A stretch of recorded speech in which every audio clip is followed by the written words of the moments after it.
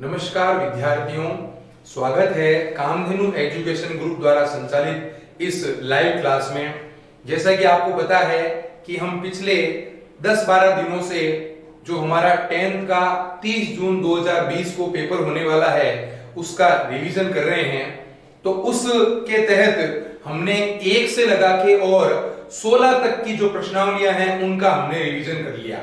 अब हमारी 3 चैप्टर बचे हुए हैं। चैप्टर नंबर 17 केंद्रीय प्रवृत्ति के माप, चैप्टर नंबर 18 प्रायिकता प्रोबेबिलिटी और चैप्टर नंबर 19 सड़क सुरक्षा रोड सेफ्टी। तो ये तीनों चैप्टर जो होंगे वो हम आज की इस क्लास के तहत करने वाले हैं। तो विद्यार्थियों, बात करते हैं। सबसे पहले हम चैप्टर नंबर 17 में हमको क्या क्या देखना है, क्या क्या इंपॉर्टेंट बातें हैं। तो चैप्टर नंबर 17 का जो नाम है वो आप सबको पता है, केंद्रीय प्रवृत्ति के माप। क्या नाम है? केंद्रीय प्रवृत्ति के माप। इस केंद्रीय प्रवृत्ति के माप में जो जो इंपॉर्टेंट सवाल बनते हैं वो करेंगे, और जो पिछली बोर्ड की जो पेपर हुए थे 2018 2019 उनके जो क्वेश्चन आए हुए हैं उनकी हम बात करेंगे। मैं बता देना चाहता हूं विद्यार्थियों, इस चैप्टर में से 6 अंक का प्रश्न आता है और एक प्रश्न आता है, एक ही प्रश्न आता है इसके अंतर्गत, और वो कितने अंक का होता है? 6 अंक का होता है। बड़ा प्रश्न होता है, मेजर प्रश्न होता है। हाँ, ये हो सकता है इस 6 नंबर के प्रश्नों के 2 पार्ट हो जाएं। जैसे एक में कहते कि भाई माध्य ज्ञात करो।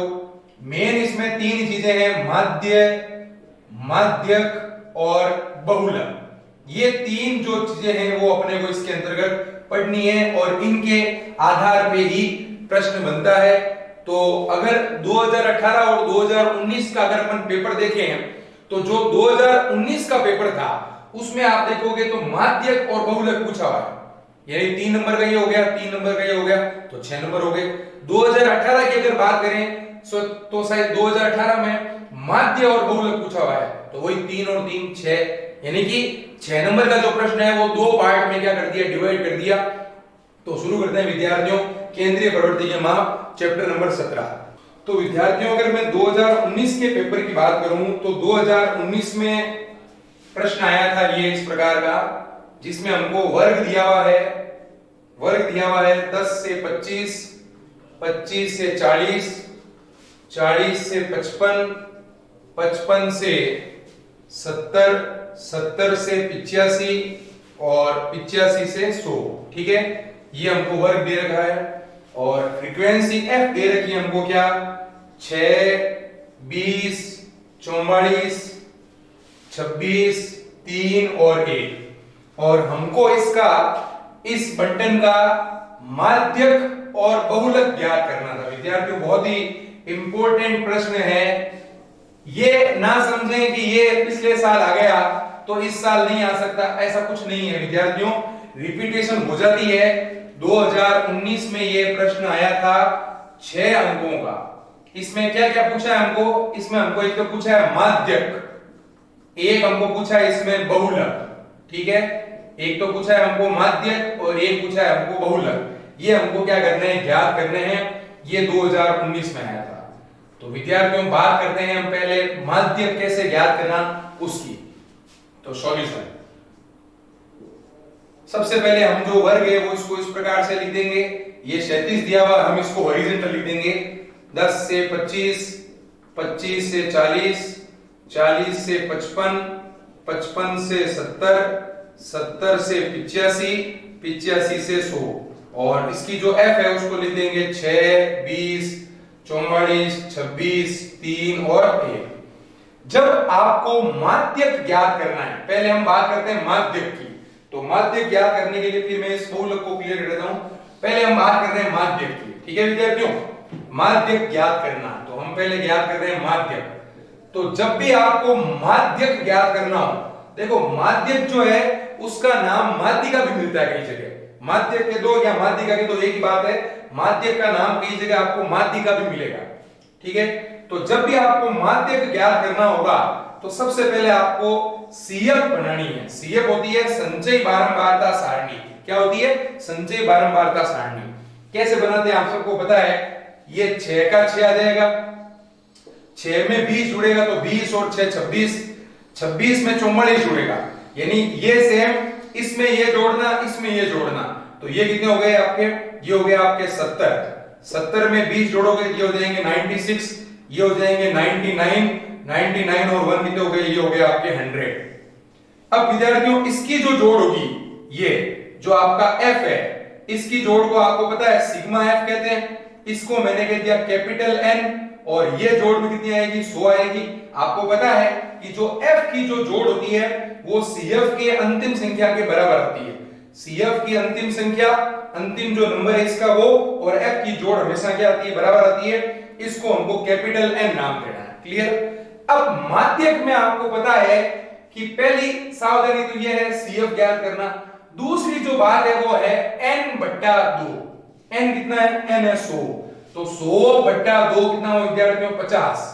50 से ठीक बड़ी, 50 से ठीक बड़ी हम देखेंगे CF, तो 50 से ठीक बड़ी CF कौन हुई, 70 हुई। वैसे तो ये सब 50 से बड़ी है, लेकिन 50 से जो ठीक बड़ी है वो कौन है, 70 है, 70 है। तो हम कहेंगे 50 से ठीक बड़ी CF 70 है, जिसके सामने वाला जो वर्ग है, जिसके सामने वाला वर्ग कौन है बताओ, हाँ ये वर्ग हुआ 40 से 55। बिल्कुल सही सोच रहे हैं आप, जिसके सामने वाला वर्ग क्या है, 40 से 55 है, जिसे माध्यक वर्ग कहेंगे। क्या कहेंगे, जिसे माध्यक वर्ग। शब्द ये भी आ सकता है विद्यार्थियों माध्यिका, माध्यिका या माध्यक एक ही वर्ड है, ठीक है, जिसे हम क्या कहेंगे, माध्यक वर्ग कहेंगे। तो ये हमारा हो गया माध्यक वर्ग। इतना आप सबको मेरे हिसाब से ध्यान में आ गया होगा, ठीक है। अब क्या करना है इसके अंतर्गत, अब आपको एक फॉर्मूला यूज करना है माध्यिका का या माध्यक का। माध्यक का जो फॉर्मूला होता है आप सबको पता है क्या होता है, L plus n/2 minus C/F into H होता है ना ये फॉर्मूला। आप लोगों को याद है, आप लोगों ने अच्छी तरीके से अपने स्कूल्स में, अपने इंस्टीट्यूट में इसको लर्न किया है, सर ने पढ़ाया है, तो मैं इसका एक बार रिवीजन करा देता हूं। L plus n/2 minus C/F into H। अब बच्चों को ये तो पता है कि ये फॉर्मूला क्या है क्या नहीं है, यानी फॉर्मूला तो उन्होंने रट लिया, लेकिन वो ये नहीं रट पाए कि इसमें L क्या है, इसमें C क्या है, इसमें F क्या है, इसमें H क्या है। सबसे इंपॉर्टेंट ध्यान रखने की बात ये है। तो विद्यार्थियों L C F H ये सब जो है वो इस माध्यिका वर्ग पे डिपेंड करती है। ये जो आपका माध्यक वर्ग या माध्यिका वर्ग है ना, इस पर क्या डिपेंड करती है, इनके मान L के, C के, F के, H के, इन सब के जो वैल्यूज हैं वो किस पर डिपेंड करते हैं, वो इस माध्यिका वर्ग पर डिपेंड करते हैं। माध्यिका वर्ग में आपको एक बार और बता देता हूं, आपने इसकी जोड़ की, इसको आपने कैपिटल N नाम दिया, इसका आपको आधा करना है, यानी इसमें 2 का भाग देना है, तो 50 आया। 50 से ठीक बड़ी CF कौन हुई, 70 हुई। भाई 50 भी ये सब बड़ी है, लेकिन तुरंत बड़ी जो इसमें अपने पास आंकड़े है उसमें 70 है। तो ये जो वर्ग होगा उसको इस प्रकार से आपको बॉक्स में बंद करना है, और आपको इस प्रकार लिखना है, जिसके सामने वाला वर्ग 40 से 55 है, जिसे हम क्या कहेंगे, माध्यक वर्ग कहेंगे। अब आपको यहां पे कुछ गैप देके, और ये माध्यक का जो फॉर्मूला आपको अच्छी तरीके से याद है उसको आपको लिख देना है, ठीक है ना। कुछ यहां पे आपको गैप देना है। इस गैप में हम इन सब के मान लिखेंगे, L का मान लिखेंगे, F का मान लिखेंगे, C का मान लिखेंगे और H का मान लिखेंगे। कई बच्चे सोच रहे होंगे कि सर n का मान तो पता है ना हमको 100, तो ये जो n/2 है ना, इसकी जगह सीधा कितना आ जाएगा, 50 आ जाएगा। या तो आप n का मान लिखो या सीधा n/2 को मत लिखो, सीधा n/2 की जगह क्या लिख दो, 50 लिख दो। कई विद्यार्थी यहाँ पे गलती करते हैं, वो यहाँ पर क्या करते हैं, 50/2 करते हैं। n का मान 100 है तो 100/2 होगा ना, n/2 का मान सीधे कितना है, 50 है। अब L क्या है, L का मतलब है विद्यार्थियों लोएस्ट लिमिट। लोएस्ट लिमिट यानी निम्न सीमा। निम्न सीमा किसकी, माध्यक वर्ग की निम्न सीमा। किसकी निम्न सीमा, माध्यक वर्ग की निम्न सीमा। तो ये माध्यक वर्ग है, ये होती निम्न सीमा और ये होती उच्च सीमा। तो निम्न सीमा कितनी होगी, 40। तो माध्यक वर्ग जो हमारा है उसकी निम्न सीमा है 40। ये होती है इसकी उच्च सीमा, ये होती है निम्न सीमा। तो L का मान हो गया 40, याद रह जाएगा। L मतलब माध्यक वर्ग की निम्न सीमा। F माध्यक वर्ग की जो F है वही F क्या होगी, इस F की वैल्यू होगी। माध्यक वर्ग यानी ये माध्यक वर्ग है, इसकी F का मान कितना है, 44 है, तो F का मान भी कितना आ जाएगा, 44 आ जाएगा। अब कई विद्यार्थियों के जहन में आ रहा होगा कि यदि F 44 लेंगे तो C का मतलब हो गया कि माध्यक वर्ग की C नहीं विद्यार्थियों, C का मतलब है माध्यक वर्ग से ऊपर वाले वर्ग की CF। ये सबसे इंपॉर्टेंट बात है, ये सबसे समझने की बात है इसमें, इसको आप याद रखें। C का मतलब क्या है? C का मतलब गलती C में होती है, माध्यक वर्ग से ऊपर वाले वर्ग की संचयी बारंबारता, ऊपर वाले वर्ग की CF। तो ऊपर वाले वर्ग की CF क्या है? 26 है, तो 26 आ गया, बात ध्यान में गई। और h होती है हाइट, h होता है अंतराल, यानी यहां पर कितने कितने का अंतर है? तो यहां पर सब जगह तो 15 का अंतर है, तो h का मान कितना हो गया? 15 हो गया, बात ध्यान में विद्यार्थियों। L ये हो गई, F ये हो गई, C ये हो गई, H ये हो गई, ये सारे वैल्यू आपको यहाँ पे पुट करने हैं। तो L की वैल्यू आपने 40 पुट कर दी, n बटा 2 का मान सीधे कितना हो गया? 50 हो गया, माइनस 26।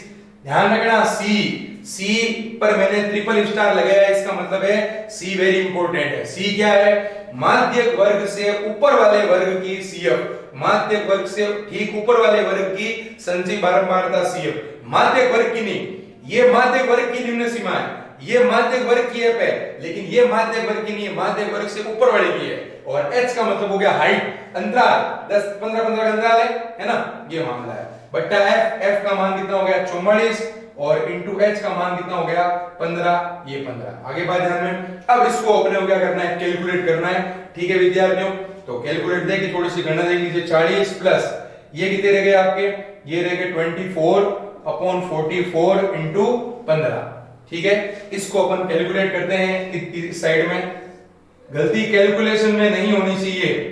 कैलकुलेट करेंगे तो ये आपके 4 की टेबल से कट गया, ये हो गया 6, ये हो गया 11, फिर 6 को अपन 15 से मल्टीप्लाई कर देंगे तो ये हो जाएगा 90/11। अब आप इसमें ऐसे भी कर सकते हो, कई विद्यार्थी क्या गलती करते हैं, वो 40 में 90 जोड़ देते हैं। नहीं विद्यार्थियों, 11 का पहले 90 में अपने को भाग देना है, उसके बाद 40 जोड़ना है। यानी बट्टे की लाइन जो थी वो यहां तक थी, इसके आगे नहीं है, ये 40 अलग है, यानी इसका हिसाब किताब करके फिर आपको 40 जोड़ना है। तो आपको 11 का डिवाइड करना है 90 में, जो आएगा उसमें क्या करना है? आपको 40 जो है वो ऐड करना है। तो आप 11 का डिवाइड करेंगे 90 में तो कितना हो जाएगा? 11 88, 8 बार, पीछे रह गए 2, 20 चला गया 1 बार, फिर आपके रह गए 9, 90 में फिर आपके चला गया 8 बार।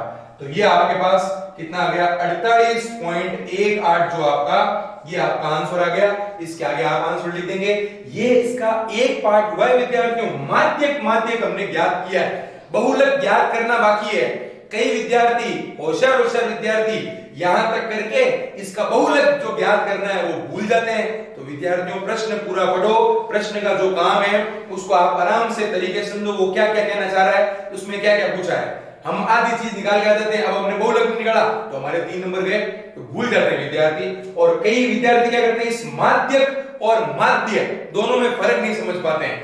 माध्यक के लिए हमको ये फॉर्मूला यूज करना है, और माध्यक के लिए वो सिग्मा fx बटा सिग्मा f वाला फॉर्मूला यूज करना है, बात ध्यान में आ गई। तो माध्य और माध्यक में फर्क है, ठीक है। तो ये तो आ गया इसका माध्यक। अब बात करेंगे हम इसके बहुलक की, बात ध्यान में आ गई। हाँ, इसको आप ऐसे भी कर सकते थे कि भाई 11 अपन ऐसे में लेते, फिर 11 का इससे मल्टीप्लाई, फिर इसमें ये ऐड करके और 11 का डिवाइड कर देते, लेकिन उसकी बजाय ये ज्यादा आसान रहेगा, ठीक है विद्यार्थियों। कोई इश्यू नहीं, कोई दिक्कत नहीं, ठीक है। यदि आपकी कोई दिक्कत है, कोई भी प्रॉब्लम है, तो आप कमेंट बॉक्स में अपने व्हाट्सएप नंबर के साथ सेंड कर दीजिए, हम आपकी प्रॉब्लम का जल्दी ही समाधान करेंगे। तो ये था विद्यार्थियों इसका माध्यक हमने कैसे ज्ञात किया। अब बात करते हैं इसके बहुलक की।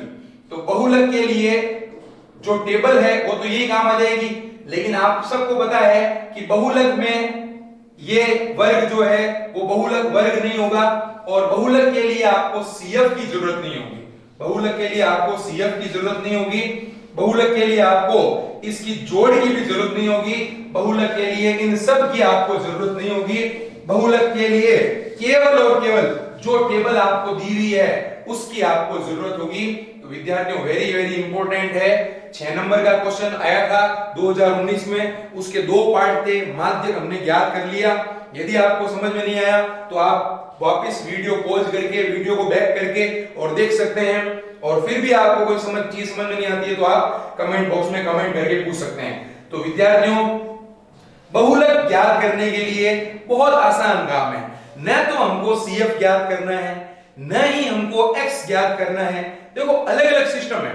बहुलक में CF भी ज्ञात नहीं करना होता है, x भी ज्ञात नहीं करना होता है, ठीक है।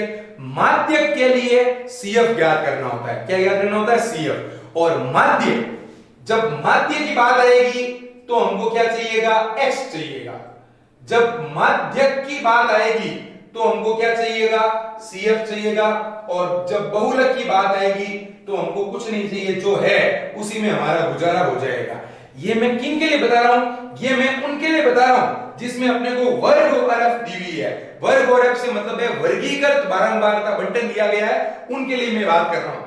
माध्य ज्ञात करना होगा तो आपको x चाहिए। क्या चाहिए? x। माध्य के लिए आपको CF चाहिए और बहुलक के लिए आपको कुछ भी नहीं चाहिए, जो है उसी में काम चल जाएगा। ये बातें किसके लिए है? जिनमें वर्ग और f दिया रहता है, वर्गीकृत बारंबारता बंटन जिनमें होता है, उसके लिए बात है। और सबसे इसमें आसान जो है वो है बहुलक। लेकिन बहुलक का जो फॉर्मूला है उसको आपको अच्छे तरीके से लर्न करना पड़ेगा, याद करना पड़ेगा। तो मैं बहुलक का फॉर्मूला यहाँ पे लिख देता हूँ विद्यार्थियों, आप लोगों को याद ही है, आप लोगों ने अपने स्कूल्स में याद किया होगा। तो बहुलक बराबर L plus F1 minus F0 बट्टा 2F1 minus F0 minus F2 into H। ठीक है। देखो एक फॉर्मूला होता है याद करना है, याद कई विद्यार्थी कर लेते हैं, लेकिन वो विद्यार्थी उस फॉर्मूले को सही तरीके से रिप्रेजेंट नहीं कर पाते हैं, वो लिख नहीं पाते हैं कॉपी में। इसलिए आप फॉर्मूलों की जो प्रैक्टिस है, मैंने पहले लिखा था, उनको रफ कॉपी में लिख लिख के उनको याद करने का प्रयास करें तो दिक्कत नहीं आएगी। तो L प्लस, जैसे उसमें था L प्लस, यानी L अलग है पूरा, प्लस ये पूरा बट्टे की लाइन है F1 माइनस F0 बट्टा 2F1 माइनस F0। देखो F1 माइनस F0, यहां पे 2F1 हो गया तो यहां पे F2 क्या कर दिया? माइनस कर दिया। आगे बात ध्यान में, यहां पे जब F1 का हमने डबल किया तो यहां पे F2 क्या कर दिया? हमने घटा दिया। और इंटू H उसमें भी था, इंटू H इसमें भी है। L और H ये तो सेम ही है, बस ये जो अंदर वाला सिस्टम है उसमें क्या था? माध्यक वाले में n बट्टा 2 माइनस c बट्टा f, और इसमें है F1 माइनस F0 ये। तो ये फॉर्मूला अप्लाई करने के लिए आपको सबसे बड़ी बारंबारता देनी होगी। तो हम कहेंगे सबसे बड़ी बारंबारता या f, बारंबारता यानी फ्रीक्वेंसी यानी कि f क्या है? सबसे बड़ी बारंबारता इसमें है विद्यार्थियों 44। ये है, ये है सबसे बड़ी बारंबारता। CF का इसमें कोई रोल नहीं है, संचयी बारंबारता आपको ज्ञात भी नहीं करनी है। तो सबसे बड़ी बारंबारता है f जो है वो 44 है, जिसके सामने का जो वर्ग होगा, जिसके सामने वाला वर्ग क्या होगा बताइए? जिसके सामने वाला वर्ग 40 से 55 है। अब कई विद्यार्थी कहेंगे सर ये 40 से 55 उसमें भी आया था। ये कोइंसिडेंस है विद्यार्थियों, ये कोई जरूरी नहीं है कि जो माध्यक में आएगा वही बहुलक में आएगा, ये संयोग है, एक कोइंसिडेंस है। ठीक है, 40 से 55 सामने वाला वर्ग 40 से 55 है, जिसे हम क्या कहेंगे? जिसे हम बहुलक वर्ग कहेंगे। जिसे क्या कहेंगे? बहुलक वर्ग कहेंगे। कई विद्यार्थी ये सोचते होंगे ये बहुलक वर्ग, ये माध्यक वर्ग, इनका मतलब क्या है? वो वर्ग ही तय करते हैं कि माध्यिका का या बहुलक का जो मान है वो कितना आएगा। क्योंकि ये जो अपन मान निकालते हैं ना, ये L का, F1 का, F0 का, वो उनके इर्द गिर्द निकाला जाता है। और दूसरी बात यह है कि जैसे आपने अभी पिछले सवाल में, इसी सवाल के माध्यक में आपने क्या मान निकाला? 48.18, 48.18, और जो माध्यक वर्ग था वो क्या था? 40 से 55 था। तो 48.18 उस वर्ग में है कि नहीं है? 40 से 55 में है, बिल्कुल वही बात यहाँ पे है। यहाँ पे भी जो बहुलक आएगा ना वो इसी वर्ग के अंदर का मान आएगा, इसलिए भी इसको अपन बहुलक वर्ग कहते हैं। तो सबसे पहले L की बात करते हैं, फिर बात करते हैं F1 की, फिर बात करते हैं F0 की, फिर बात करते हैं F2 की, और सबसे लास्ट में बात करते हैं H की। तो विद्यार्थियों L क्या है? L है जो आपका माध्यिका वर्ग, सॉरी बहुलक वर्ग है, उसकी निम्न सीमा, जो उसमें बात गई थी। L मतलब वही लोएस्ट लिमिट बहुलक वर्ग की, माध्यक वर्ग की। तो ये हो गया आपके 40। अब F1 को, F0 को और F2 को विद्यार्थियों ध्यान से समझना है। देखो जो सबसे बड़ी बारंबारता है, जो सबसे क्या है? बड़ी बारंबारता है, वो आपकी F1 है, यानी ये हो गई F1, इसके ऊपर वाली हो गई F0, इसके नीचे वाली हो गई F2। ये गिनती गलत नहीं होनी चाहिए। सबसे बड़ी बारंबारता F1। कई विद्यार्थी ये करते हैं सबसे बड़ी बारंबारता को F2 करते हैं, नहीं, सबसे बड़ी बारंबारता जिसे आपने बहुलक वर्ग यानी आपने बॉक्स में बंद किया है वो है F1, है ना। क्लास में जो पहला स्थान आता है यानी फर्स्ट रैंक जिसकी आती है उसको हमने बॉक्स में बंद कर दिया और उसको हमने कह दिया F1, उससे ऊपर वाले को हमने कह दिया F0 और उससे नीचे वाले को हमने कह दिया F2। बात ध्यान में आ गई। तो F1 का मान हो गया 44, F0 का मान हो गया 20, F2 का मान हो गया 26 और H यानी अंतराल उतने का ही है, 15 का अंतराल है जो उसमें था। बस अब फॉर्मूले में वैल्यू कीजिए। कई विद्यार्थी यहां तक बिल्कुल सही कर लेते हैं लेकिन वो फॉर्मूले में वैल्यू गलत कर देते हैं और उनसे कैलकुलेशन सही नहीं होती है, इसलिए उसका नंबर घट जाता है। तो विद्यार्थियों कैलकुलेशन आपको सही करनी पड़ेगी तब आपके नंबर पूरे आएंगे। 40 F1 44 माइनस F0। अब देखो यहां पे जो गलती होती है बता देता हूं मैं, इंटू 15। यहां पे F1 को आपको 2 से गुणा करना है, सिर्फ F1 को 2 से गुणा करना है। F1 कितना है 44, 44 का 2 से गुणा कितना हो गया 88, माइनस F0 कितना हो गया 20, माइनस F2 कितना हो गया 26। बात ध्यान में आ गई, कोई दिक्कत नहीं। अब इसको अपन सोल्व कर देंगे, इसकी कैलकुलेशन कर देंगे। तो इसकी कैलकुलेशन यहां मैं ऊपर कर देता हूं। क्वेश्चन आप लोगों ने देख लिया, 2019 का क्वेश्चन है, 6 अंक का बोर्ड के अंदर क्वेश्चन आया हुआ है विद्यार्थियों। तो बात करते हैं अपन इसको सोल्व करने के आगे। 40 प्लस ये कितने रह गए 44 में से 20 चले गए, ये रह गए आपके 24 और नीचे कितने रह गए 88 में से पहले चले गए 20। ये ऐसा कर लो 88 में से ये दोनों माइनस के हैं तो ये 46 हो गए, तो 88 में से चले गए आपके 46, तो ये कितने रह गए 2 और ये कितने रह गए आपके 4, यानी ये रह गए आपके 42। ठीक है, ये रह गए 42 इंटू कितना है इंटू है 15। अब कई विद्यार्थी क्या करते हैं इसको और इसको काट देते हैं। विद्यार्थियों पहले भी कहा था ये नहीं कट सकता क्योंकि ये प्लस है, यानी इसका हिसाब किताब करके आपको इसके अंतर्गत जोड़ना है, इसका इनसे कोई संबंध नहीं है, प्लस का संबंध है। तो ये किसके पार्टे से घट जाएगा, ये आपके 2 के पार्टे से घटेगा, या कोई बड़ा पार्टे से सोचो तो ये आपके 6 से घट सकता है। बिल्कुल, ये हो गया 4 बार और ये हो गया 6 के पार्टे से 7 बार, तो ये हो गया 40 प्लस ये हो गया 60 अपॉन 7, तो 40 प्लस 7 का इसमें भाग देंगे तो 7 8 56, पीछे कितने रह गए 4, 40 में चला गया 7 पंजे 35, पीछे रह गए कितने 5, 50 में 7 गुण 50, ये आ गया। इसमें आप जोड़ दीजिए 48.57, ये आपका क्या आ गया विद्यार्थियों बहुलक आ गया। बहुत आसान है, बहुलक के लिए वापस भरता हूं एक बार फटाफट चीजें। सबसे बड़ी बारंबारता वाले को हमको क्या कहना है बहुलक वर्ग कहना है, जो यहाँ पे 40 से 55 है उसकी बारंबारता F1 होगी, उसके ऊपर वाले की F0 होगी, नीचे वाले की F2 होगी। L होगी बहुलक वर्ग की निम्न सीमा जो कि कितनी है 40 है। H हो गया अंतराल हाइट। फॉर्मूला आपको अच्छे तरीके से याद रखना है, L plus F1 minus F0 बट्टा 2F1 minus F0 into H। Formula आपको याद रह जाएगा। ये विद्यार्थियों बात है 2019 में जो हमारे 6 नंबर का सवाल आया था, यानी कि 2019 में सवाल आया था जिसमें हमको माध्यक और बहुलक जो है वो ज्ञात कर रहे थे। अब बात करते हैं 2018 में जो प्रश्न आया था उसमें क्या क्या पूछा था। उसमें एक तो चीज पूछी थी आपको माध्य और एक चीज पूछी थी आपको बहुलक। तो बहुलक विद्यार्थियों मैंने आपको बहुत अच्छे तरीके से समझा दिया, बहुत अच्छे तरीके से बता दिया। अब मैं बात करता हूं 2018 के अंतर्गत जो 6 नंबर का क्वेश्चन आया था उसमें हमको दो चीजें पूछी थी, एक तो पूछी थी माध्य और एक पूछा था हमको बहुलक। तो बहुलक तो हमने पढ़ लिया, अब बात करते हैं अपन माध्य की। ठीक है, बहुलक आपको बता दिया मैंने, हाँ बस खाली आंकड़े चेंज हो गए। भाई जो प्रोसेस है वो तो सेम रहने वाली है, आंकड़े चेंज हो गए, जरूर थोड़ी है कि सेम ही सवाल रिपीट हो जाए। ठीक है ना, तो बात करते हैं माध्य की। तो प्रश्न था इस प्रकार से, यहाँ पे लिखा हुआ था प्राप्तांक। प्राप्तांक वही वर्ग के रूप में ही विद्यार्थियों, इसको अपन वर्ग कह सकते हैं।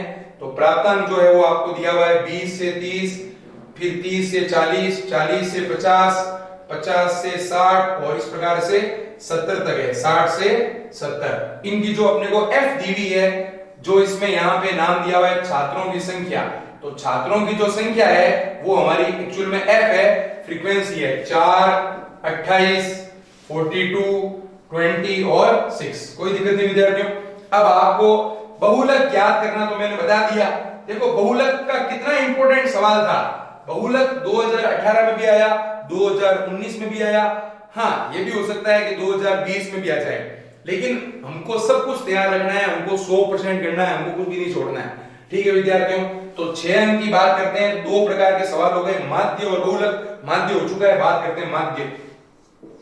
तो विद्यार्थियों माध्य है ये, माध्यक नहीं है। माध्य का मतलब है मीन, है ना। अब आपको पता होना चाहिए कि आप लोगों ने माध्य ज्ञात करने की कितनी विधियां पढ़ी है? 3 विधियां पढ़ी है। एक पढ़ी है अपने प्रत्यक्ष विधि, एक पढ़ी है हमने कल्पित माध्य विधि, और कल्पित माध्य की 2 विधियां होती है, एक होती है विचलन और एक होती है पद विचलन। एक क्या होती है? विचलन, और एक होती है पद विचलन। आगे बात ध्यान में। तो यहां पे कोई विधि का नाम नहीं लिखा हुआ है, यहां पे तो खाली ये लिखा हुआ है कि माध्य ज्ञात करो। क्या लिखा हुआ है? माध्य ज्ञात करो। यहां पे ये नहीं लिखा हुआ कि आपको कल्पित माध्य विधि से करना है, आपको पद विचलन से करना है, या आपको सीधी प्रत्यक्ष विधि से करना है। तो जब कुछ नहीं लिखा हुआ रहे तो आप स्वतंत्र हैं, आप किसी भी विधि का प्रयोग कर सकते हैं।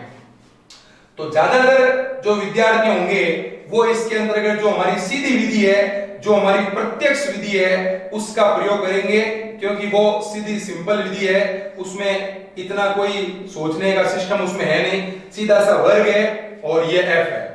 अभी थोड़ी देर पहले मैंने आपको 3 बातें बताई थी। मैंने आपको कहा था कि यदि वर्ग और एफ दिया हुआ है तो माध्य के लिए, माध्य जो आपको ज्ञात करना है उसके लिए आपको एक्स चाहिए, माध्य के लिए आपको क्या चाहिए? सीएफ चाहिए, और बहुलक के लिए जो है उसमें काम चल जाएगा। ठीक है, बात है वर्गीकृत पारमार्थक बंधन की, जिसमें वर्ग और एफ दिया हुआ रहता है विद्यार्थियों। तो इसमें सबसे पहले आपको x ज्ञात करनी होगी। आप सबको पता है x कैसे ज्ञात करते हैं, बताइए। x ज्ञात करने के लिए वर्ग की निम्न और ऊपरी सीमा को जोड़कर उसका आधा करते हैं, यानी 20 और 30 को जोड़ा 50, 50 का आधा किया 25, या ऐसा कह सकता हूं इनके बीच का मान, ये हो गया 25, ये हो गया 35, ये हो गया 45, ये हो गया 55 और ये हो गया 65। कोई दिक्कत नहीं। अब आपको फॉर्मूला पता है सब विद्यार्थियों को माध्य का, जो सिंपल विधि है उसमें माध्य का फॉर्मूला है सिग्मा fx बट्टा सिग्मा f, या यहां पे आई लगा सकते हैं अपन, sigma f i x i बट्टा sigma f i, sigma fx बट्टा सिग्मा f, ये सूत्र होता है। तो आपको f और x के गुणा की जरूरत होगी, और किसकी जरूरत होगी? और जरूरत होगी इसके जोड़ की। ये जो f है इसकी जोड़ सिग्मा f की जरूरत होगी, ये जो fx है इसके आपकी जोड़ की जरूरत होगी सिग्मा fx की। तो कीजिए विद्यार्थियों, कितना हो गया? ये हो गया 25 चौको 100, ये हो गया आपका 28 और 35 का गुणा, तो 28 का 5 से गुणा 140, हासिल की 14, 28 की 84, 84 और 14 कितने हो गए? 84 और 14 हो गए 98। ठीक है, 45 दूना 90, हासिल की 9, 45 चौको हो गए आपके 180, 180 और 9, 180 और 9 हो गए 189। ठीक है, आगे जोड़ो, तो ये हो गया आपके 0, 55 दूना हो गए 110।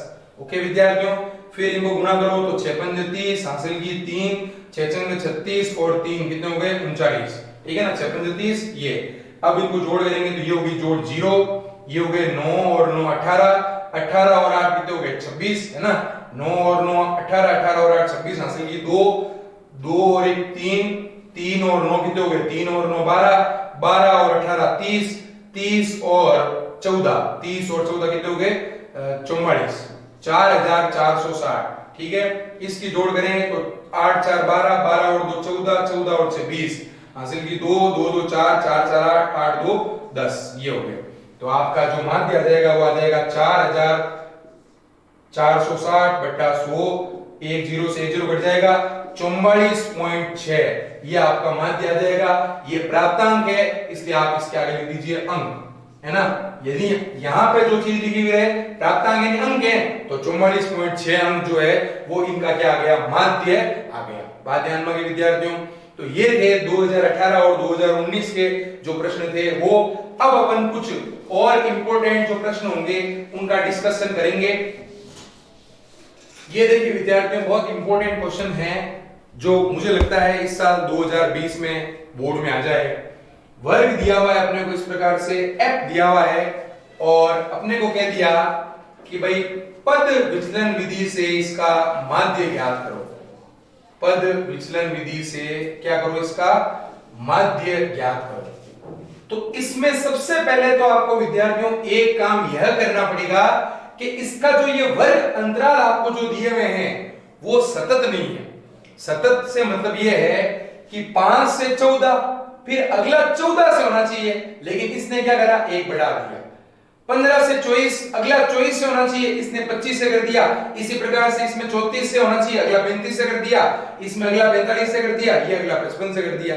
तो ये विद्यार्थियों जो बारंबारता बंटन है वो वर्गीकृत तो है, यानी वर्ग और एफ दिया हुआ है, वर्गीकृत तो है, लेकिन सतत नहीं है। तो पहले आपको क्या करना पड़ेगा, माध्य ज्ञात करने के लिए इसको सतत बनाना पड़ेगा। लेकिन एक बात का ध्यान रखना, सतत बनाने में जो एफ होती है ना, उस पर कोई इफेक्ट नहीं पड़ता है, वो एज इट इज सेम रहती है। फर्क पड़ेगा, थोड़ा सा पड़ेगा, और वो पड़ेगा किस पर, वर्ग पे पड़ेगा। वर्ग पे बता दूं मैं आपको कैसे फर्क पड़ेगा। अभी जो वर्ग की निम्न सीमा 5 से 14, इसमें है 5 से 14, इसमें 15 से 24, इन सब में आपको क्या करना है, जो निम्न सीमा है उसमें आपको 0.5 घटाना है। निम्न को निम्न करना है, उच्च को उच्च करना है। 0.5 ही क्यों, क्योंकि ये जो कितना बटा, 1 बटा, यहां भी 1 बटा, यहां भी 1 बटा, सब जगह 1 बटा, उस 1 का आधा करना है। 1 का आधा कितना होता है, 0.5, 0.5। तो 0.5 को निम्न सीमा में निम्न करना यानी घटाना, और उच्च सीमा में उच्च करना यानी कि जोड़ना। तो आपका अब जो वर्ग अंतराल आएगा वो क्या आएगा, देखो निम्न सीमा में 0.5 घटाना, ये घटा दिया। सब निम्न सीमा में से आप 0.5 घटा दीजिए, ये 14.5, अगली हो गई 24.5। सभी जो निम्न सीमाएं हैं उसमें आपने 0.5 क्या करना है, कम करना है, 44.5, और लास्ट हो गई आपके 54.5। और सभी उस सीमाओं में ये माइनस का चिन्ह नहीं होता है, डैश का चिन्ह, मतलब से। कई सोचते हैं माइनस है, माइनस नहीं है, डैश है, से। इनमें आपको 0.5 जोड़ना है, 14.5, 24.5, 34.5, 44.5, 54.5 और 64.5। अब आप विद्यार्थियों इसको गौर से देखिए, क्या हो गया, वही हो गया जो आप सोच रहे हैं। आप क्या चाह रहे थे, ये और ये सेम आ जाए, ये और ये सेम आ जाए, ये भी सेम हो गई, ये भी सेम हो गई, ये भी सेम हो गई, यानी जो आप चाह रहे थे वो हो गया। यहाँ 54.5 है, बात ध्यान में गई। तो आपको क्या करना है विद्यार्थियों, ये इस प्रकार का जब भी असतत बंटन रहे, असतत से मतलब है वर्गीकृत तो है ये, लेकिन इसमें इसकी जो उच्च सीमा है वो इसकी निम्न सीमा के बराबर नहीं है, यानी यहां 1 का फर्क आ गया, ऐसे सब जगह 1 का फर्क आ गया, कंटिन्यूटी नहीं है। 10 से 20, फिर 20 से 30, 30 से 40, वो वाली बात नहीं है जो भी अभी तक हमने जो प्रश्न किए उनमें थी। तो ऐसा होने पर आपको क्या करना है, इनको कंटिन्यू बनाना है। इसके लिए आपको जो अंतराल बढ़ा, 1 का बढ़ा उसका आधा, 0.5 सभी निम्न सीमाओं में से हमने कम कर दिए, और 0.5 सभी उच्च सीमाओं में जोड़ दिए। उच्च को उच्च कर दिया, निम्न को निम्न कर दिया। आगे बात ध्यान में, मैंने क्या कहा था, एफ में कोई फर्क नहीं पड़ेगा। एफ वही का वही 6, 11, 21, 23, 14 और 5, और लगे हाथ इसकी जोड़ भी कर लेते हैं अपन। ये हो गई सिग्मा एफ। तो ये हो गया आपके 11 और 6 17, 17 और 21 हो गए 38, 38 और आपके हो गए ये 38 और 3 हो गए 41, 61, 61 में अगर आप 19 जोड़ोगे तो ये हो गए शायद आपके 80। ठीक है ना विद्यार्थियों, आगे बात ध्यान में। तो ये हो गई आपके एफ की जोड़। अब आपको बताया था माध्य शब्द जब भी आएगा और वर्ग होगा तो आपको x ज्ञात करना है। तो आपको सबसे पहले फर्स्ट ऑफ ऑल x तो ज्ञात करना ही पड़ेगा। चलिए विद्यार्थियों x ज्ञात कर लेते हैं। x कैसे ज्ञात होगी, इन दोनों को जोड़ना है, निम्न सीमा और ऊपरी सीमा को जोड़ के और 2 का भाग देना है। वर्ग की निम्न सीमा ऊपरी सीमा को जोड़ के और उसमें 2 का भाग देना है। तो 14 और 4 18, 18 और 1 19, 19 में अपन जब 2 का भाग देंगे तो कितने आ जाएंगे, 19 में अपन ने 2 का भाग दिया तो हो गए आपके 9.5, यानी कि इनके बीच का जो मान है विद्यार्थियों वो कितना है, 9.5 ही है ना। इसी प्रकार से इनको अगर जोड़ूं मैं तो ये हो गया आपके 39, 39 में अगर मैं 2 का भाग दूं तो ये कितने हो गए, ये हो गया आपके 19.5। और नहीं तो आपको पता है कि यहाँ 10-10 का अंतराल है, कितने कितने का अंतराल है, 10-10 का, तो 10-10 जोड़ते रहिए। ये हो गए 29.5, ये हो गए 39.5, ये हो गए 49.5 और ये हो गए 59.5। ध्यान में बात विद्यार्थियों। अब समझिए, अब अगर ये पद विचलन शब्द का प्रयोग नहीं होता, यानी कहता माध्य ज्ञात करो, तो हम सीधा करते f और x को गुणा किया, इन सबको गुणा किया, इसकी जोड़ की और फिर लगा देते फॉर्मूला सिग्मा fx बटा सिग्मा f, और ये लो भाई हमारा माध्य हो गया ज्ञात। जो हमने 2018 का जो सवाल आया था वो आपके सामने किया था अभी, लेकिन यहां पे लिख दिया परीक्षा में पद विचलन विधि, या ये वर्ड प्रयोग कर दिया कल्पित माध्य विधि। कल्पित माध्य विधि का ही एक पार्ट है पद विचलन विधि, तो कल्पित माध्य विधि भी प्रयोग कर सकता है और पद विचलन विधि भी प्रयोग कर सकता है। तो ऐसा जब उसने शब्द का प्रयोग कर दिया तो फिर हमको क्या करना है वो आप समझिए ध्यान से। तो सबसे पहले विद्यार्थियों आपको कल्पित माध्य मानना है। कल्पित माध्य किसको मानेंगे? जो x के मान होंगे उसमें से जो लगभग बीज का मान होगा, तो बीज का मान हमको दिख रहा है 29.5 दिख रहा है, तो इसको मुझे क्या मानना है? a मानना है।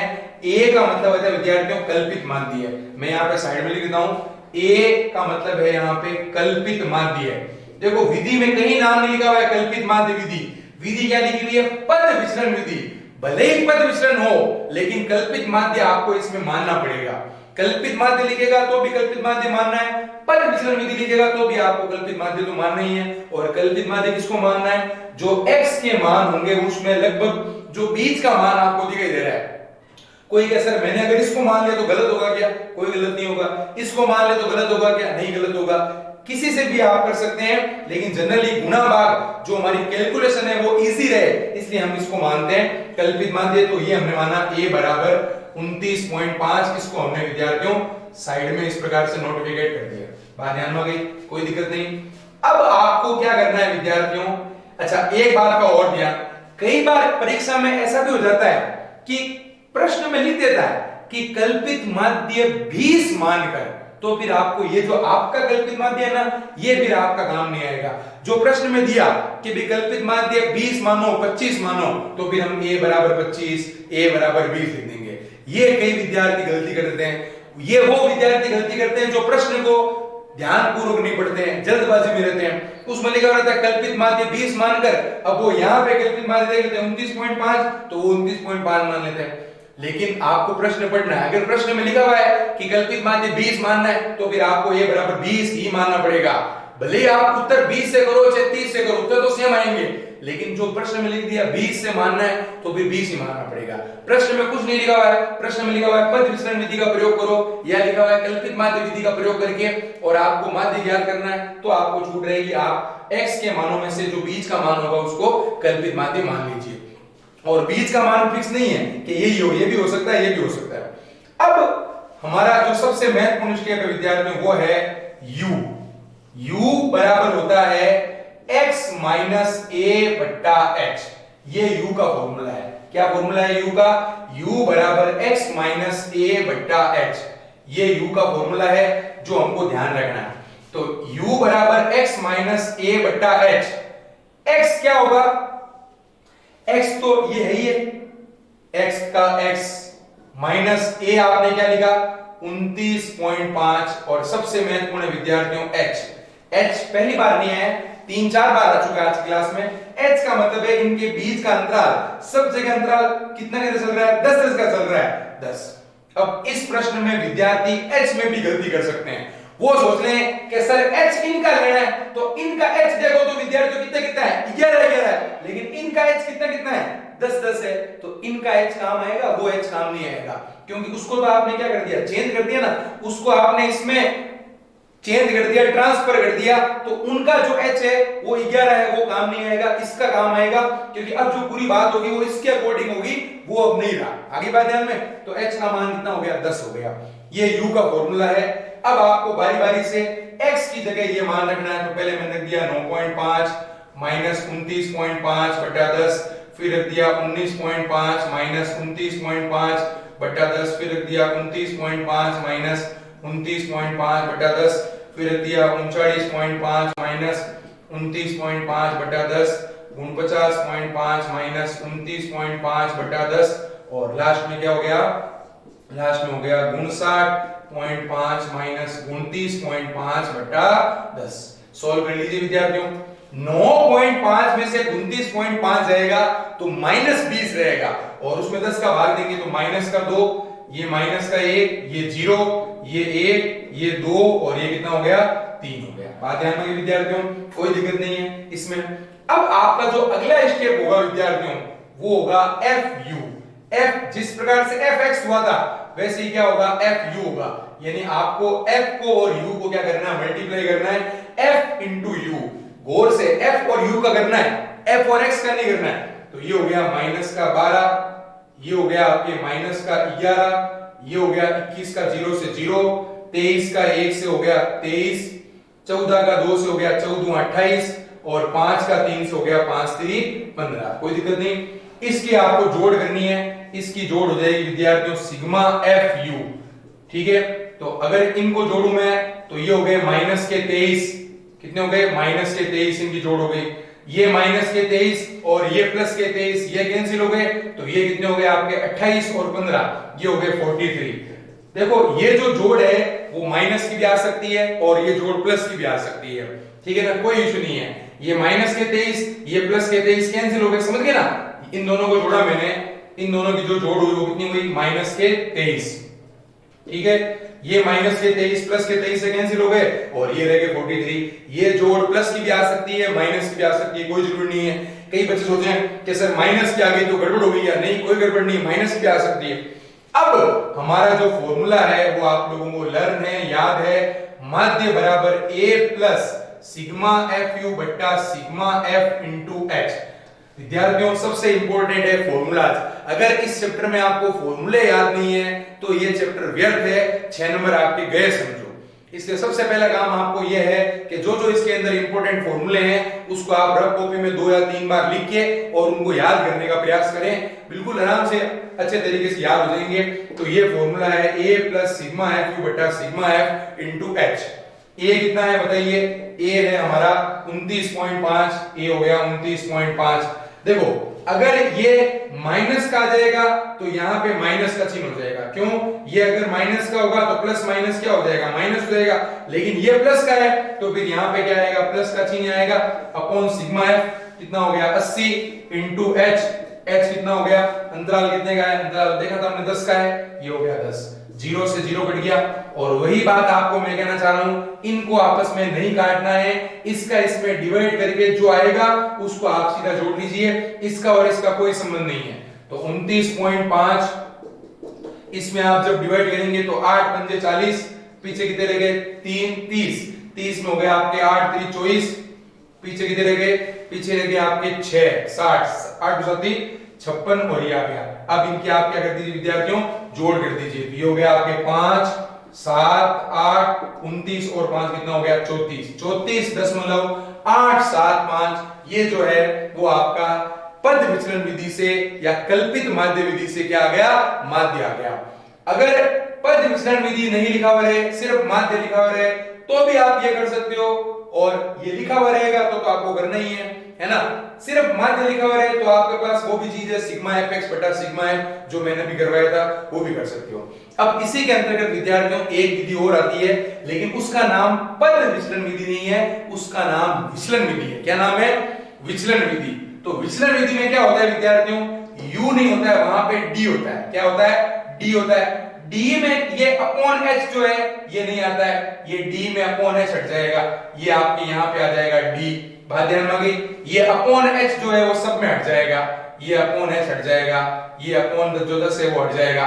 ठीक है, कल्पित माध्य विधि है, लेकिन कल्पित माध्य विधि में ये कौन सी विधि है, विचलन विधि है। और जो पहले की थी वो कौन सी थी, पद विचलन विधि।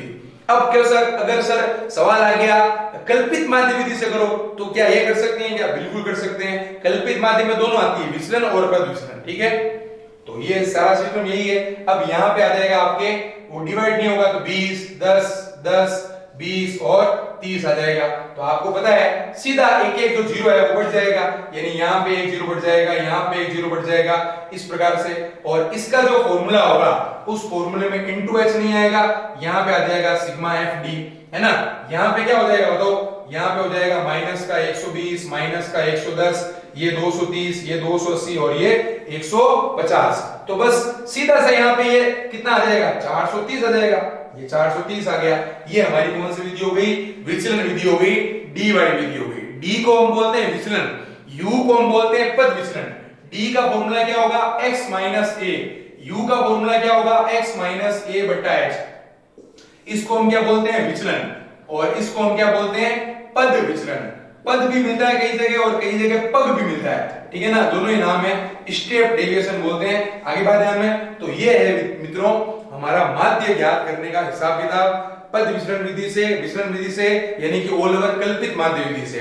तो विद्यार्थियों आप लोगों ने देखा, हमने 70वीं जो प्रश्नावली है हमारी केंद्रीय प्रवृत्ति के माप, उसका बहुत अच्छे तरीके से बोर्ड के क्वेश्चनों को लेते हुए रिवीजन किया।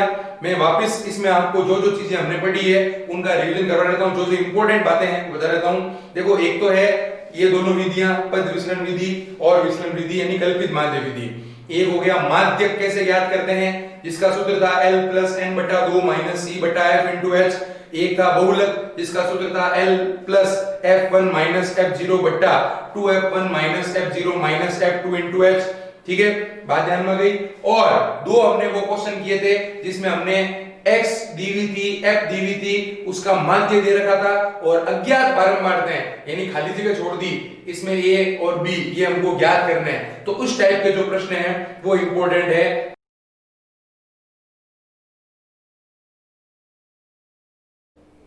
आज अपनी इस ऑनलाइन क्लासेज में आप सबका हार्दिक स्वागत है और आज अपन 7वां जो चैप्टर है राज्य सरकार, उसका रिवीजन करने वाले हैं बंधुओं। राज्य सरकार यानी स्टेट गवर्नमेंट, जो संविधान के अनुच्छेद 168 के अंदर प्रत्येक राज्य के लिए एक विधानमंडल होगा, हमारा संविधान ये व्यवस्था करता है।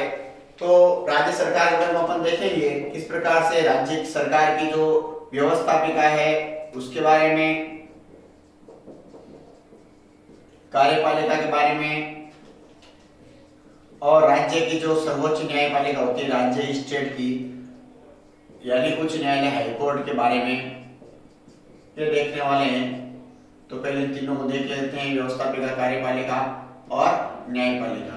व्यवस्थापिका में विधानमंडल यानी जिसके अंदर विधानसभा और कुछ राज्यों में विधान परिषद भी है, ये अपने क्लियर हो जाना चाहिए।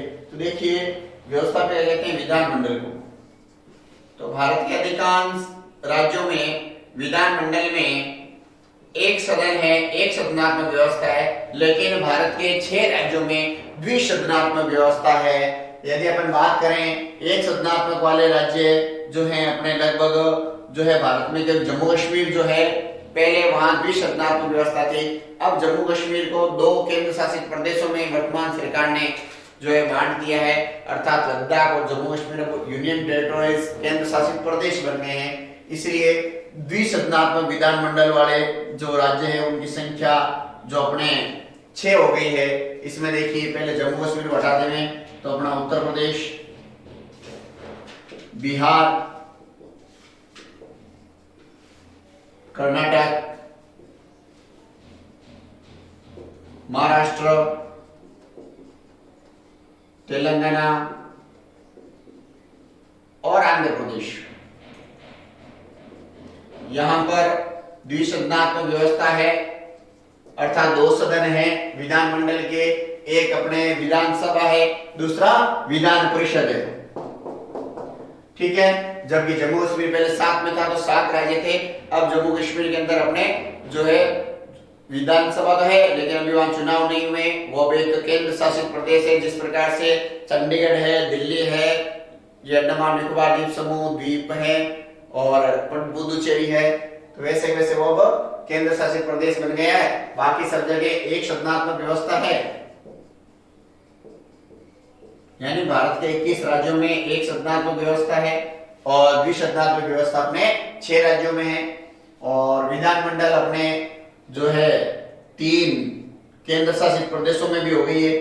केंद्र शासित प्रदेश 3 हो गए अपने, एक तो दिल्ली जिसका मुख्यमंत्री है अरविंद केजरीवाल, एक पुडुचेरी और तीसरा बन गया जो जम्मू एंड कश्मीर। ठीक है, तो ये 3 में एक सदनात्मक व्यवस्था है, वो अपने कह सकते हैं कि केंद्र शासित प्रदेश होते हुए भी, और द्विसदनात्मक व्यवस्था 6 राज्यों में है और ये अनुच्छेद 168 कहता है कि प्रत्येक राज्य के अंदर शासन चलाने के लिए एक विधानमंडल की व्यवस्था होगी, जिसके अंदर एक विधानमंडल होगा, कहीं कहीं वहां पर द्विशब्दात्मक होगा, कहीं एक शब्दात्मक होगा। अब इस द्विशब्दात्मक बनाने का जो सिस्टम है वह कौन बनाता है, तो ध्यान रखना चाहिए वहां की विधानसभा, यानी ये जो विधानसभाएं हैं, विधानसभा और विधानसभा इस प्रस्ताव को यदि पास कर देवे तो संसद यदि उसका अनुमोदन कर देवे तो वो विधान परिषद वहां बन जाती है, विधानसभा के जरिए द्वितीय सदन बन जाता है। पहला सदन जो है विधानसभा कहलाता है और दूसरा विधान परिषद कहलाता है। ठीक है, तो ये ध्यान रखना है। अब चूंकि अपन इसके बारे में पढ़ेंगे, विधानसभा का गठन पढ़ेंगे, उसकी शक्तियां पढ़ेंगे, विधान परिषद का गठन पढ़ेंगे, उसकी शक्तियां पढ़ेंगे, और कार्यपालिका में जो राज्य का संवैधानिक प्रधान होता है राज्यपाल, उसके बारे में पढ़ेंगे, मुख्यमंत्री के बारे में पढ़ेंगे, मुख्यमंत्री और उसके मंत्रिपरिषद के बारे में पढ़ेंगे, और उच्च न्यायालय के बारे में पढ़ेंगे। तो इस प्रकार से राज्य सरकार जो अपना चैप्टर होगा उसके अंदर से एक प्रश्न 2 नंबर का आना है और एक 6 नंबर का आना है, 2 क्वेश्चन आने हैं। ये बहुत इंपॉर्टेंट पार्ट है। यदि अपन केंद्र सरकार और राज्य सरकार को ठीक से पढ़ लेते हैं तो भी अपने 8 और 7 यानी 15 नंबर का पाठ्यक्रम जो इन 2 पार्टों पर निर्भर करता है, बहुत ही सरल पार्ट है, सिंपल सा गठन। जिस प्रकार अपने लोकसभा गठन पढ़ा था वैसे हम विधानसभा गठन पढ़ने वाले हैं, विधान परिषद का पढ़ने वाले हैं। जो जो कार्य प्रधानमंत्री देश के लिए करता है वही कार्य जो मुख्यमंत्री अपने राज्य के लिए करता है। लगभग जो हाई कोर्ट जो काम करता है वही सुप्रीम कोर्ट करता है। यानी जिसको छठा पार्ट एकदम कंप्लीटली आराम से समझ में आ गया है, जिसने अच्छा याद कर लिया है, उसके लिए 7वां पार्ट चुटकियों में याद हो जाता है। ये ध्यान रखना है। इसलिए छठा पार्ट यदि अपने कल अपने ढंग से यदि याद किया है या पहले याद किया है, ठीक से आप पढ़ रखा है आप लोगों ने, तो आप आराम से इस 7वें पार्ट को पढ़ सकते हो, याद कर सकते हो, 8 में से 8 अंक प्राप्त कर सकते हो। तो कार्यपालिका में अपन इनका अध्ययन करेंगे, लिख लेते हैं एक बार। तो देखो, राज्यपाल, मुख्यमंत्री, मंत्रिपरिषद, ये टॉपिक रहेंगे।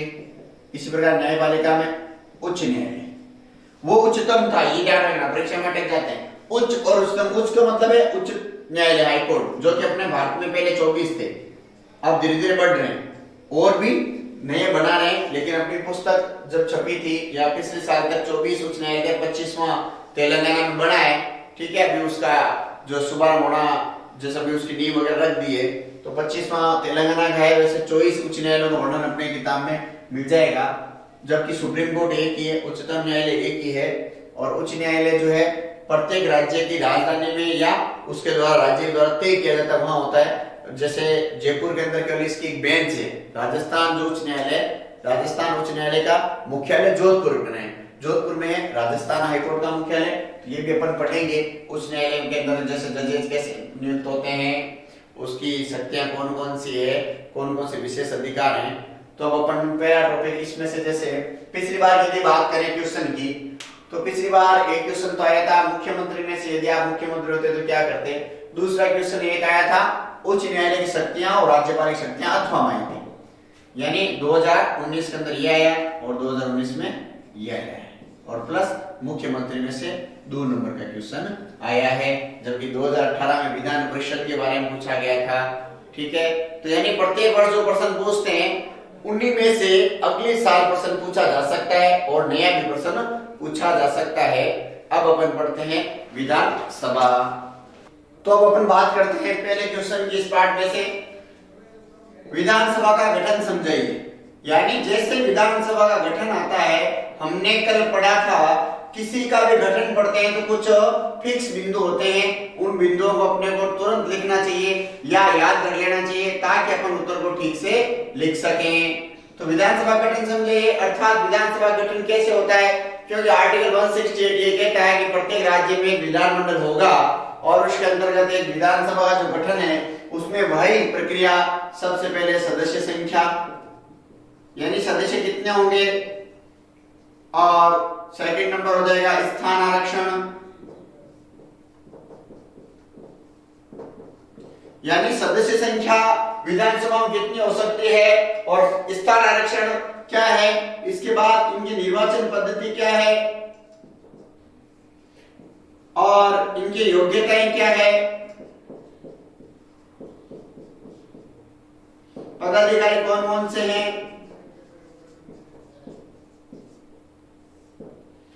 यानी और एक कार्यकाल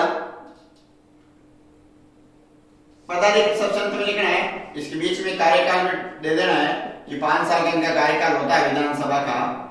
और पदाधिकारी ये फिक्स पैटर्न है।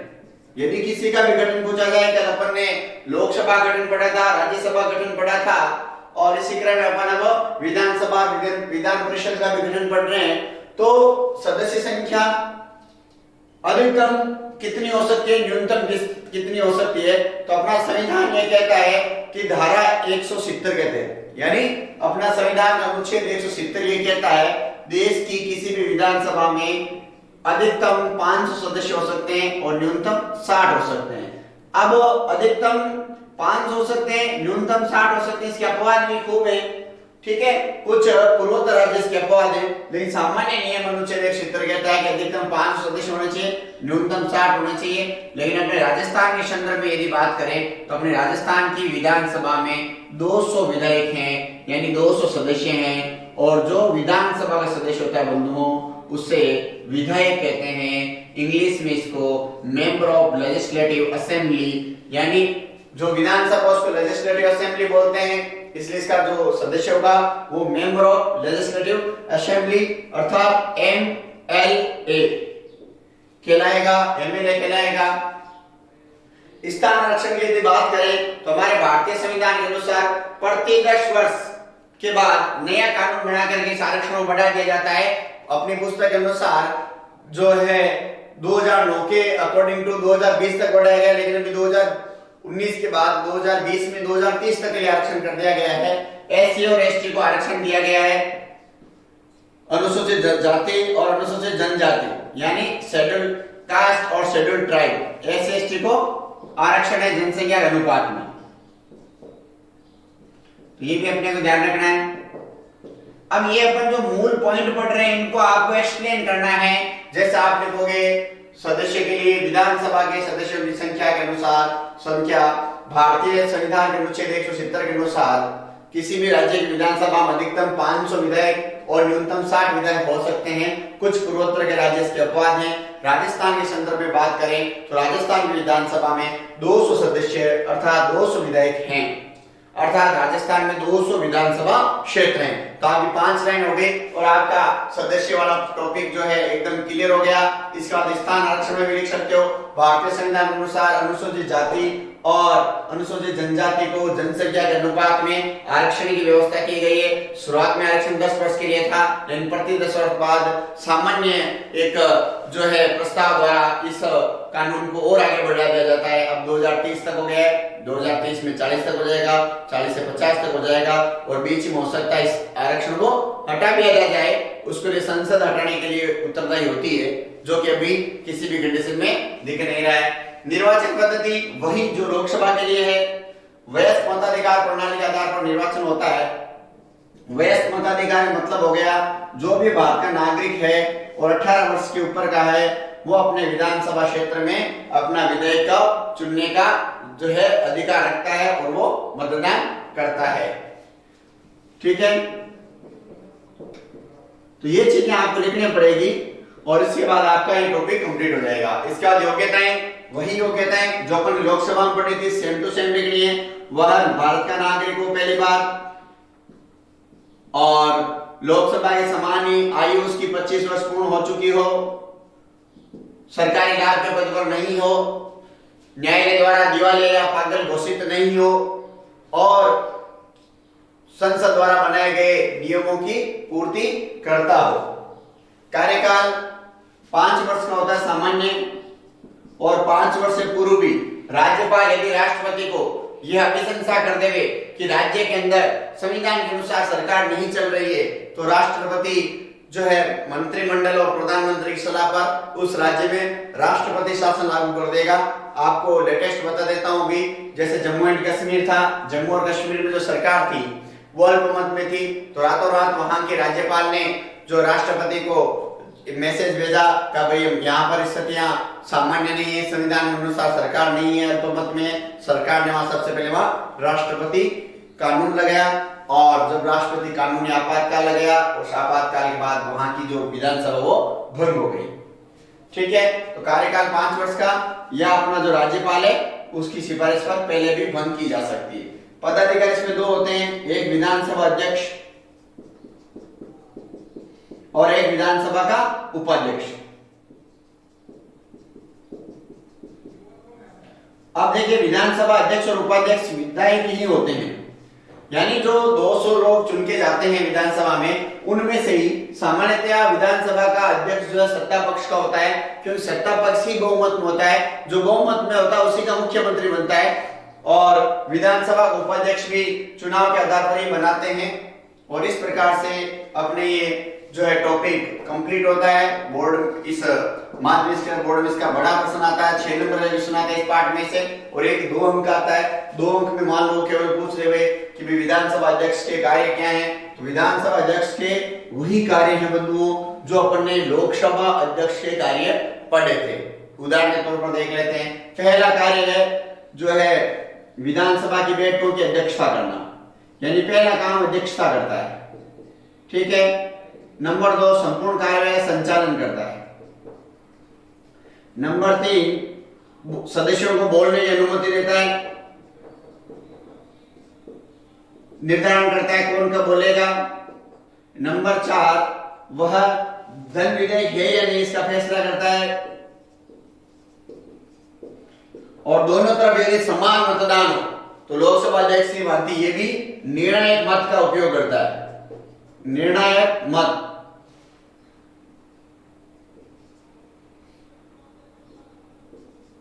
अब निर्णायक मत का उपयोग तभी करेगा जब दोनों पक्षों में बराबर वोटिंग हो। जैसे मान लो 99 वोटिंग है, अब 100 गहलोत की सरकार है, मान लो इसको 100 गहलोत को यदि बहुमत सिद्ध करना पड़े तो 100 गहलोत के पक्ष में 99 लोगों ने वोटिंग कर दी, और मान लो विपक्ष में भी 99 लोगों ने कर दी।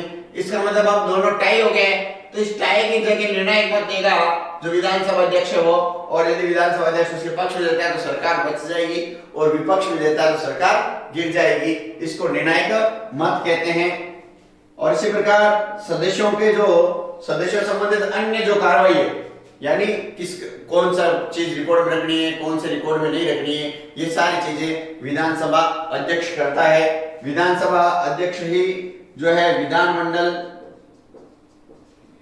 और राज्यपाल के बीच में जो भी संपर्क होता है उसको जो है पत्रों के माध्यम से करता है। तो ये इसके मुख्य कार्य हैं। विधानमंडल का एक प्रकार से पूरी कार्य का संचालन करने वाला होता है। इस प्रकार से आप इस क्वेश्चन को यदि अटेंड करते हैं ठीक से तो आप 6 में से 6 अंक प्राप्त कर सकते हैं। इस प्रकार एक छोटा क्वेश्चन देख लेते हैं। विधानसभा के सदस्य की योग्यता का अंत किस किस परिस्थिति में हो सकता है।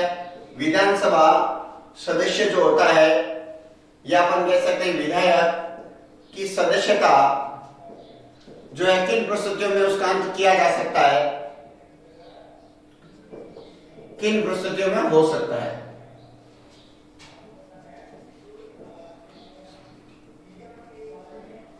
स्थितियों में हो सकता है तो देखिए 3 परिस्थितियों में यदि विधानसभा का सदस्य यानी विधायक पालन नहीं करता है तो उसकी सदस्यता का अंत किया जा सकता है। वो कंडीशन ये 3 है। पहली कंडीशन देखिए, वह एक ही समय 2 सदनों का सदस्य नहीं हो सकता। 2 सदनों का सदस्य का मतलब है, आपको उदाहरण दे देता हूं कि यदि एमएलए है, उसने एमपी का चुनाव लड़ा है और एमपी चुनाव वो जीत गया है तो उसको विधानसभा की सदस्यता का तो उसको त्याग पत्र देना पड़ेगा, अन्यथा उसकी वो सदस्यता रद्द भी की जा सकती है। यानी एक ही समय में 2 सदनों का सदस्य नहीं रह सकता, सदस्य नहीं रह सकता। दूसरी कंडीशन ये है, यदि मान लो विधानसभा के अंदर सत्र चल रहा हो और वह 60 दिन तक बिना पूर्व अनुमति के, बिना सूचना के 60 दिन तक यदि अनुपस्थित रहता है तो विधानसभा अध्यक्ष उसकी सदस्यता को रद्द कर सकता है। यानी 60 दिन तक जो है बिना सूचना के यदि अनुपस्थित रहेगा तो उसकी सदस्यता का अंत किया जा सकता है।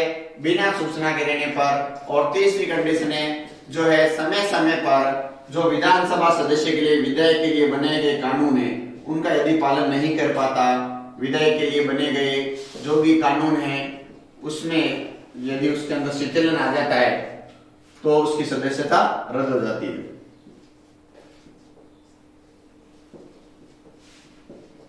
उदाहरण के तौर पर यदि कोई एमएलए है या एमपी है, उसको यदि सजा प्राप्त हो जाता है, न्यायालय द्वारा उसको दोषी ठहरा दिया जाता है, तो 101% उसे एक प्रकार से उसकी सदस्यता का अंत हो जाता है। क्योंकि नियम बन गया है कि विधायक और सांसद पर यदि दोष सिद्ध हो जाए और न्यायालय उसे सजा सुना दे तो उसकी सदस्यता का अंत उसी समय हो जाएगा। तो देखिए 2018 में क्वेश्चन पूछा था विधान परिषद का गठन, तो एक बार अपन विधान परिषद का गठन देख लेते हैं। संविधान के अनुच्छेद 169 कहते हैं जो है किसी भी राज्य में विधान परिषद का जो गठन है वो वहां की विधानसभा द्वारा प्रस्ताव पास किया जाता है और विधानसभा में प्रस्ताव के पश्चात वह प्रस्ताव संसद को भेजा जाता है। यदि संसद उसको अनुमोदित कर देती है अर्थात अनुमति दे देती है तो वहां पर विधान परिषद का गठन हो जाता है। अपने राजस्थान में ये विधान परिषद नहीं है, तत्कालीन सरकार ने आज से 10 वर्ष पहले जो है एक इस प्रकार का प्रस्ताव पास किया था कि राजस्थान में भी विधान परिषद होनी चाहिए, लेकिन वो प्रस्ताव फिर केंद्र सरकार के पास चला गया, संसद के पास चला गया। आज जो लंबित है संसद ने उस पर अभी तक कोई विचार नहीं किया है, इसलिए राजस्थान में विधान परिषद नहीं है। ठीक है, तो अनुच्छेद 169 कहते हैं जो इसका गठन राज्य की विधानसभा के प्रस्ताव और संसद के द्वारा उसका अनुमोदन से होता है और इसके अनुसार सदस्य संख्या हमेशा विधानसभा के कुल सदस्यों का 1/3 से अधिक नहीं होता। ठीक है, यानी सदस्य जो होते हैं 1/3 सदस्य हो सकते हैं। उदाहरण के तौर पर अपना जो राजस्थान है, यदि राजस्थान के अंदर 200 सदस्य है तो उसका 1/3 लगभग 66 जो है सदस्य इस विधानसभा में हो सकते हैं, क्योंकि 67 होते तो एक ज्यादा हो जाते हैं, तो 66.33 सदस्य अर्थात 66 हो सकते हैं, 67 नहीं हो सकते, क्योंकि 1/3 से अधिक नहीं होने का इसके अंदर प्रावधान है। अब विधान परिषद के सदस्यों का निर्वाचक मंडल कौन कौन होता है, तो बंधुओं ध्यान रखना है 5 प्रकार के निर्वाचक मंडल होता है इसका, यानी 5 प्रकार से इनके सदस्यों का चुनाव होता है। पहला जैसे जिला स्तर या जिला पंचायत कह सकते हैं अपन, या जिला जो है जिला स्तर पर जो जैसे नगर पालिका नगर निगम ये जो है इनके सदस्य जो होते हैं वो इसके 1/3 सदस्यों का चुनाव करते हैं। नगर पालिका नगर निगम नगर परिषद जो अपने जिला परिषद ये मिलकर के 1/3 सदस्यों का चुनाव करते हैं और 1/3 सदस्यों का चुनाव करते हैं विधानसभा के विधायक, यानी विधानसभा द्वारा 1/3 सदस्यों का निर्वाचन होता है। और जो व्यक्ति उस राज्य के अंदर से स्नातक की डिग्री प्राप्त करता है, ठीक है, स्नातक का मतलब होता है बीए बीएससी बीकॉम, और उसको यदि 3 वर्ष पूरे हो जाते हैं वो भी मतदान करने लायक हो जाता है और ये लोग 1/12 सदस्यों का चुनाव करते हैं। और जो भी उच्च माध्यमिक विद्यालयों में जो पढ़ाई करवाते हैं अर्थात शिक्षक हैं, यदि 3 वर्ष तक उनको अनुभव है पढ़ाने का वो भी वोटिंग करते हैं, यानी अध्यापक भी 1/12 सदस्यों का चुनाव करते हैं। और बाकी जो 1/6 सदस्य होते हैं उनका जो मनोनयन राज्यपाल द्वारा हो जाता है, राज्यपाल मनोनयन करता है 1/6 का। यानी इस प्रकार से 5/6 सदस्य जो है निर्वाचित होते हैं, बाकी 1/6 सदस्य मनोनीत होते हैं राज्यपाल के द्वारा कुल सदस्यों का। तो ये 5 प्रकार का निर्वाचक मंडल होता है इस विधान परिषद का। यदि राजस्थान में विधान परिषद बन जाती है तो आने वाले समय में जो नगर पालिकाएं नगर निगम नगर परिषद जो लोकल स्टेट जो अपन कह सकते हैं गवर्नमेंट है वो 1/3 सदस्यों का निर्वाचन करते हैं। विधानसभा के विधायक 1/3 सदस्यों का चुनाव करते हैं। स्नातक जिसने 3 वर्ष जिसको पूर्ण हो गए हैं, जिसकी डिग्री 3 वर्ष पूरी पुरानी हो गई है, वह 1/12 सदस्यों का चुनाव करते हैं। और सारे शिक्षक मिलकर के 1/12 सदस्यों का चुनाव जिसने 3 वर्ष का जिसको अनुभव हो वो वोट दे सकता है इसमें। और राज्यपाल 1/6 सदस्यों का मनोनयन करते हैं। तो सदस्य हो गया, निर्वाचक मंडल हो गया। अब देखते हैं कि योग्यताएं क्या होनी चाहिए। जिस प्रकार से अपने लोकसभा के अंदर 25 वर्ष होते हैं और राज्यसभा के 30 वर्ष की आयु चाहिए, सारी योग्यताएं सेम है। भारत का नागरिक होना चाहिए, 30 वर्ष की आयु पूर्ण कर चुका होना चाहिए, सरकारी पद पर नहीं होना चाहिए और वह दिवालिया या पागल न्यायालय द्वारा घोषित नहीं होना चाहिए। इस प्रकार से संसद द्वारा बनाए गए कानूनों को पूर्ण करता हो या उनकी शर्तों को पूरा करता हो, वह होना चाहिए। तो योग्यता में एक मूल योग्यता याद रखनी है 30 वर्ष, बाकी सब सेम है 30 वर्ष। ठीक है। योग्यता के बाद कार्यकाल। कार्यकाल में विधान परिषद का राज्यसभा के समान 6 वर्ष का है और इसमें भी वो सदस्य एक तिहाई सदस्य प्रति 2 वर्ष बाद चेंज होते रहते हैं और कार्यकाल इसका 6 साल का होता है। और इसमें यदि बात करें अपन पदाधिकारियों की, पदाधिकारी जो है एक सभापति एक उप सभापति होता है। तो सभापति का चुनाव सदस्य अपने में से ही कर लेते हैं और उप सभापति का चुनाव भी उन्हीं में से हो जाता है। तो सभापति और उप सभापति 2 और पोस्ट होती है। इस प्रकार से विधान परिषद का गठन जो है अनुच्छेद 169 के तहत जो है होता है, जिसके अंतर्गत किसी भी विधानसभा के एक तिहाई सदस्य ही इसके कुल सदस्यों की संख्या होनी चाहिए, इससे ज्यादा नहीं होनी चाहिए, फिर भी न्यूनतम 40 से कम नहीं होनी चाहिए। ठीक है। पहले जम्मू कश्मीर अपवाद था, लेकिन जम्मू कश्मीर अब विधान परिषद भंग हो गई है क्योंकि वह राज्य अब एक केंद्र शासित प्रदेश बन गया है और उसका एक जो भाग था वह भी एक लद्दाख भी जो अपने एक केंद्र शासित प्रदेश बन गया है। इस प्रकार से आप ये मूल चीजें याद रखते हुए विधान परिषद का गठन आराम से आप पूरा निबंधात्मक लिख सकते हो। तो विधानसभा के विधान परिषद के कार्य देख लेते हैं। विधान परिषद के कार्य भी कई बार पूछे जा सकते हैं। विधानसभा का कोई विशेष कार्य जो है वह विधान परिषद नहीं कर पाती। विधान परिषद के जो कार्य हैं वो सेम देखिए। कार्य एक तो कानून निर्माण संबंधी कार्य है। कानून निर्माण संबंधी कार्य में इसको कोई विशेष पावर नहीं होता, ये केवल प्रस्तावों को जो है देख सकती है, यदि पास करते तो ठीक है और नहीं करती तो भी 4 माह तक रोकने के पश्चात यदि विधानसभा पुनः उस प्रस्ताव को पारित कर देती है तो वह प्रस्ताव पारित माना जाता है दोनों सदनों से। तो कानून निर्माण संबंधी में इसको विशेष पावर नहीं है, केवल एक परामर्शदात्री संस्था है, क्योंकि संविधान का अनुच्छेद 197 यही कहता है कि विधान परिषद को ज्यादा शक्ति नहीं है, वह केवल उस प्रस्ताव को यदि सुझाव देती है तो ठीक है, यदि 4 माह तक उसको यदि किसी प्रकार का कोई डिसीजन नहीं होता अर्थात पास नहीं होता है और विधानसभा पुनः यदि उस प्रस्ताव को पास कर देती है तो दोनों सदनों में से पारित माना जाता है, अर्थात कानून निर्माण संबंधी इसके पास विशेष पावर नहीं है।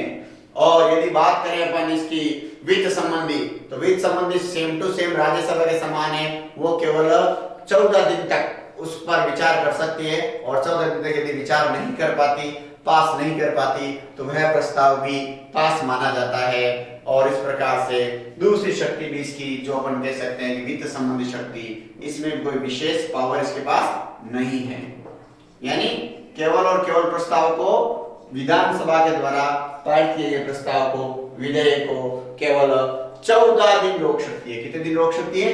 14 दिन। ठीक है। इसके बाद ये प्रस्ताव अपने आप जो वित्त विधेयक होता है, धन संबंधी विधेयक होता है, ठीक है, वो प्रस्ताव पारित माना जाता है।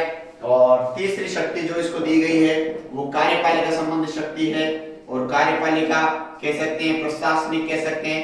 कार्यपालिका संबंधी का मतलब सीधा सीधा है कि इसका सदस्य भी मुख्यमंत्री बन सकता है।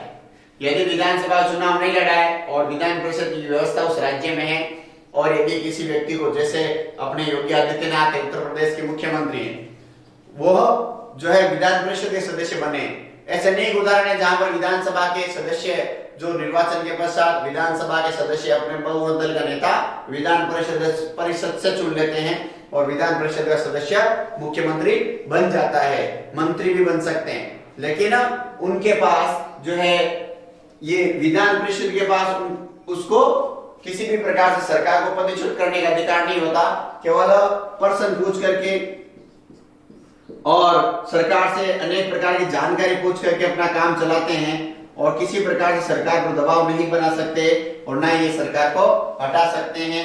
हाँ, इनके सदस्य जरूर मंत्रिमंडल में शामिल हो सकते हैं, मंत्रिपरिषद, मंत्रिमंडल इसमें शामिल हो सकते हैं, ठीक है, वो भी विधानमंडल के सदस्य माने जाएंगे क्योंकि विधानमंडल के 2 सदन हो गए, एक तो विधानसभा और एक विधान परिषद। भारत के अधिकांश राज्यों में केवल और केवल विधानसभा है, केवल 6 राज्यों में ही विधान परिषद है, जो मैं आपको बता चुका हूं। अब अपन सबसे इंपोर्टेंट क्वेश्चन लेते हैं, इस विधानसभा के क्या कार्य हैं, विधानमंडल के क्या कार्य हैं। हमने जो लोकसभा के कार्य पढ़े थे बंधुओं, सेम टू सेम वही कार्य हैं।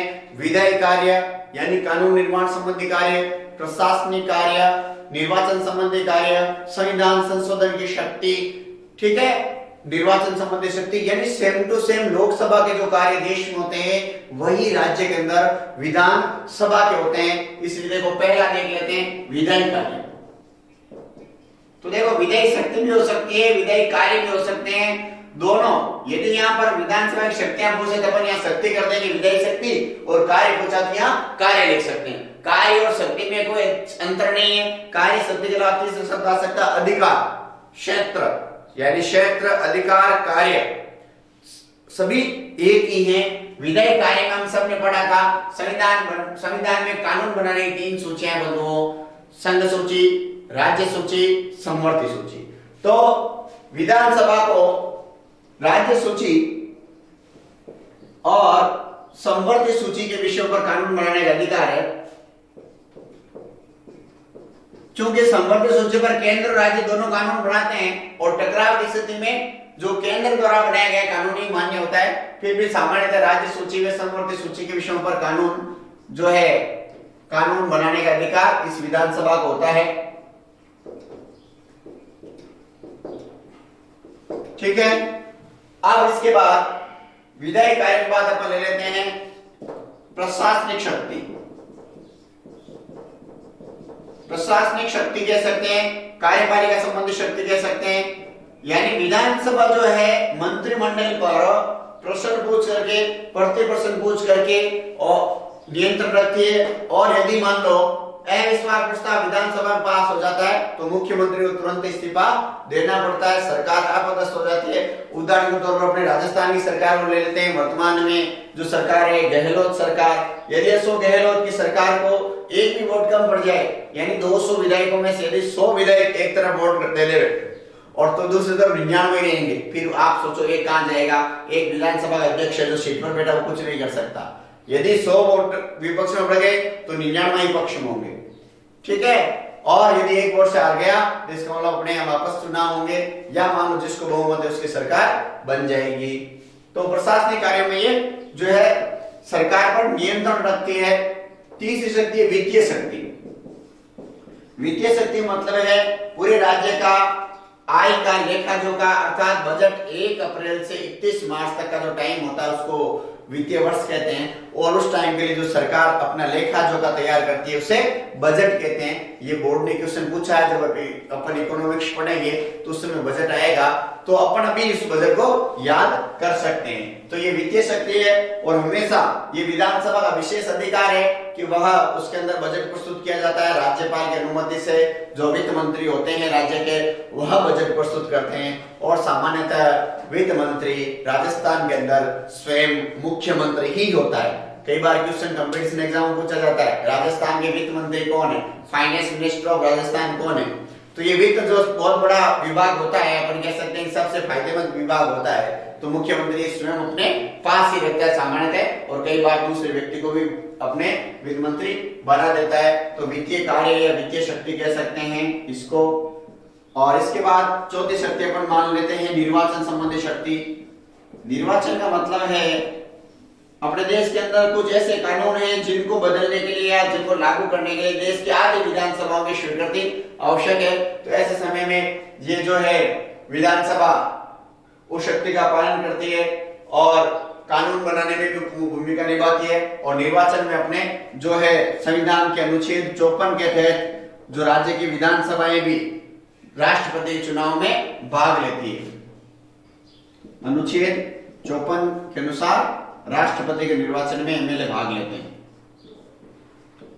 राष्ट्रपति के निर्वाचन में भाग लेते हैं। इसके साथ ही ये अपने अध्यक्ष और उपाध्यक्ष का चुनाव भी करते हैं। और जहां जहां विधान परिषद है वहां 1/3 सदस्यों का चुनाव कौन करते हैं, विधानसभा के सदस्य करते हैं।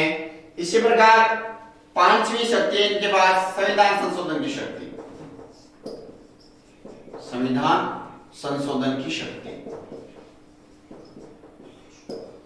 यानी नया राज्य बनाना है या पूरे देश के अंदर जीएसटी लागू करना है या कोई देश के महत्वपूर्ण जो कार्य होता है उससे संबंधित जो कानून होता है उसको देश की आधी विधानसभाओं से पारित करना पड़ता है। उस समय वो विधेयक जो लोकसभा राज्यसभा ने पास किया है वो देश की विधानसभाओं में पास आता है। यदि देश की आधी विधानसभा भी उस प्रस्ताव को पास कर देती है तो वह कानून बदल जाता है या लागू हो जाता है।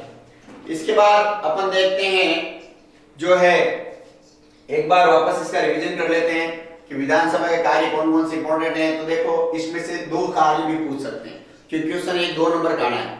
और मान लो ये पूछ लिया कि विधानसभा की आप विधायी शक्ति बताइए या प्रशासनिक शक्ति बताइए या वित्तीय शक्ति बताइए, निर्वाचन संबंधी बताइए या संविधान संशोधन संबंधी शक्ति बताइए। इसमें ज्यादातर जो चांस होते हैं वो विधायी शक्ति पूछने के होते हैं यदि 2 नंबर का पूछेंगे, और यदि 6 नंबर का पूछेगा तो ये पूरा पूरा पूछा जाएगा।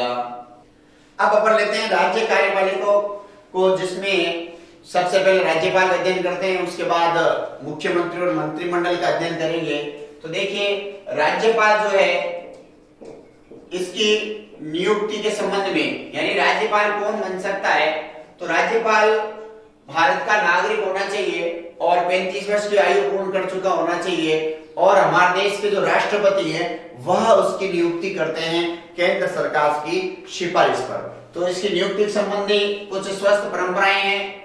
वह परंपराएं हैं कि वह उस राज्य का नागरिक सामान्यतः नहीं होना चाहिए, और वह जो है किसी भी रूप में एक प्रकार से अपन कह सकते हैं किसी दलगत राजनीति को करने वाला नहीं होना चाहिए। राज्यपाल बनने के बाद वो किसी पार्टी विशेष का व्यक्ति नहीं रहता है। तो राज्यपाल के बारे में सामान्य जानकारी देख लेते हैं। राज्यपाल की नियुक्ति राष्ट्रपति करता है, और राष्ट्रपति के प्रसाद पर्यंत तक राज्यपाल की नियुक्ति रहती है, अर्थात बीच में भी राज्यपाल को राष्ट्रपति कहीं भी दूसरे राज्य में बना सकता है यानी स्थानांतरण कर सकता है। 2 राज्यों का एक ही राज्यपाल बना सकता है, और कहने मतलब है कि राज्यपाल की नियुक्ति राष्ट्रपति द्वारा की जाती है, और इसके लिए कोई विशेष योग्यताएं होनी आवश्यक नहीं है। 35 वर्ष की आयु पूर्ण कर चुका व्यक्ति, यानी योग्यताओं की बात जहां तक अपन करते हैं कि योग्यता में वो सारी बातें वही सेम है। भारत का नागरिक होना चाहिए, सरकारी पद पर नहीं होना चाहिए, और कम से कम 35 वर्ष की आयु पूर्ण कर चुका हो। ठीक है, ये 35 वर्ष की आयु हो गई। नागरिकता भारत की हो, सरकारी पद पर नहीं हो, न्यायालय द्वारा दिवालिया पागल घोषित नहीं हो।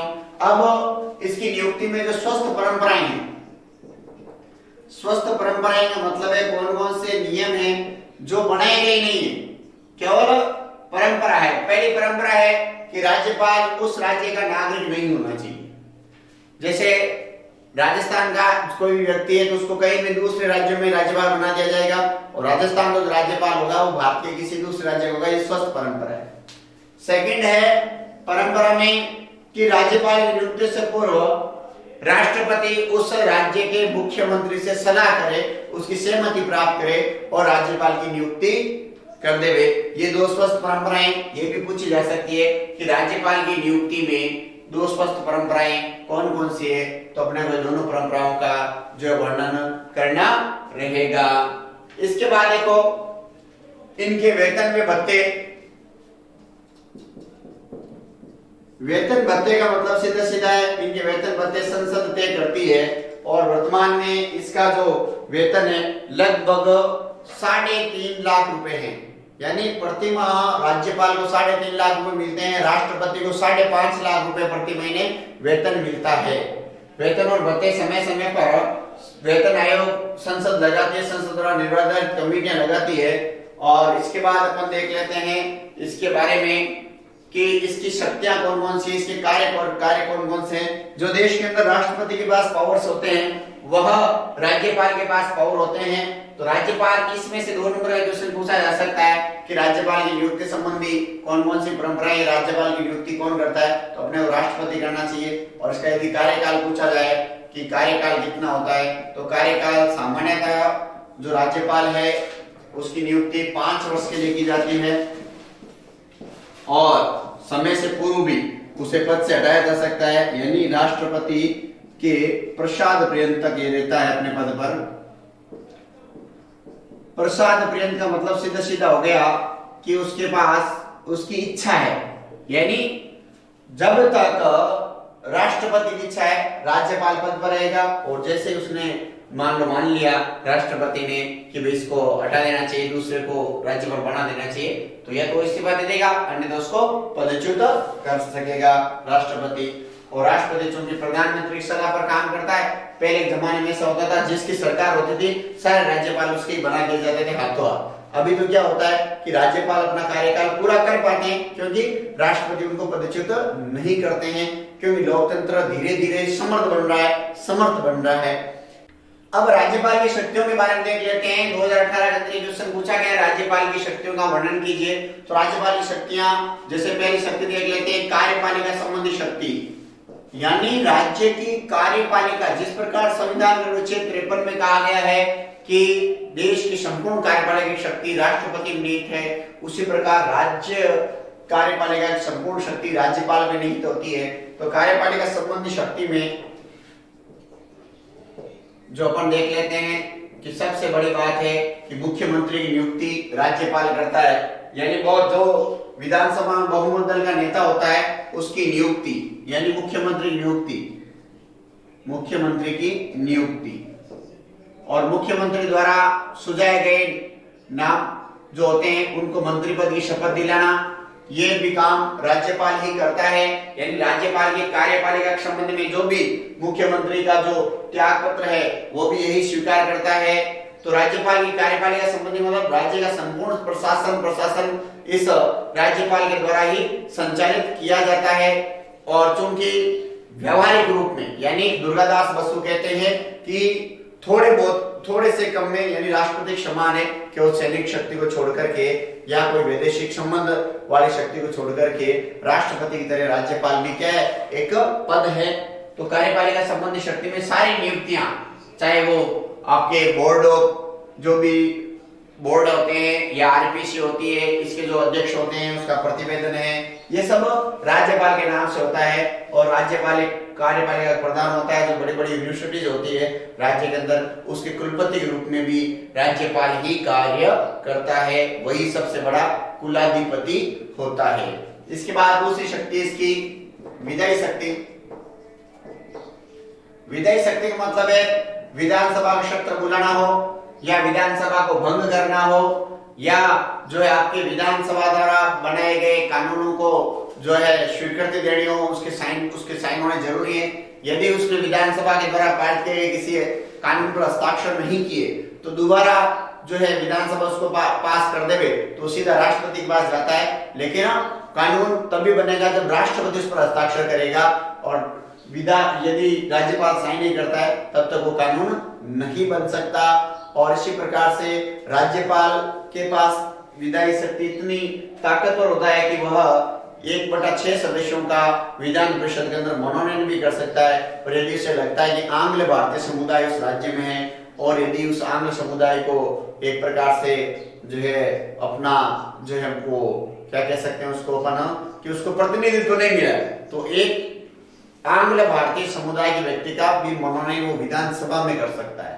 अपना राजस्थान में नहीं है, जिन जिन राज्यों में आंग्ल समुदाय रह सकता है उनके प्रतिनिधि यदि वहां नहीं है तो एक व्यक्ति का जो चुनाव या अपन कह सकते हैं कि मनोनीत करने का कार्य राज्यपाल ही करता है। और 1/6 सदस्यों का जहां जहां विधान परिषद है वहां राज्यपाल के माध्यम से नियुक्ति होती है। तो ये उसके विधायी कार्य हैं।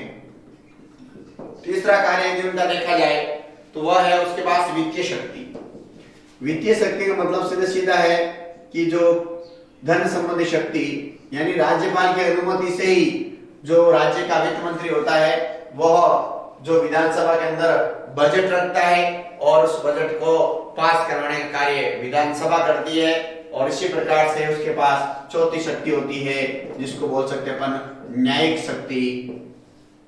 न्यायिक शक्ति का मतलब है राज्य के जो कानून है उनके अनुसार यदि किसी व्यक्ति को कोई सजा दी गई है तो उसको वह कम कर सकता है। संविधान के अनुच्छेद जो 161 है वो राज्यपाल को ये शक्ति देता है कि वह किसी भी व्यक्ति की जो है सजा यानी क्षमा दान दे सकता है, उसको रद्द कर सकता है, और ये राज्यपाल की विशेष शक्ति है।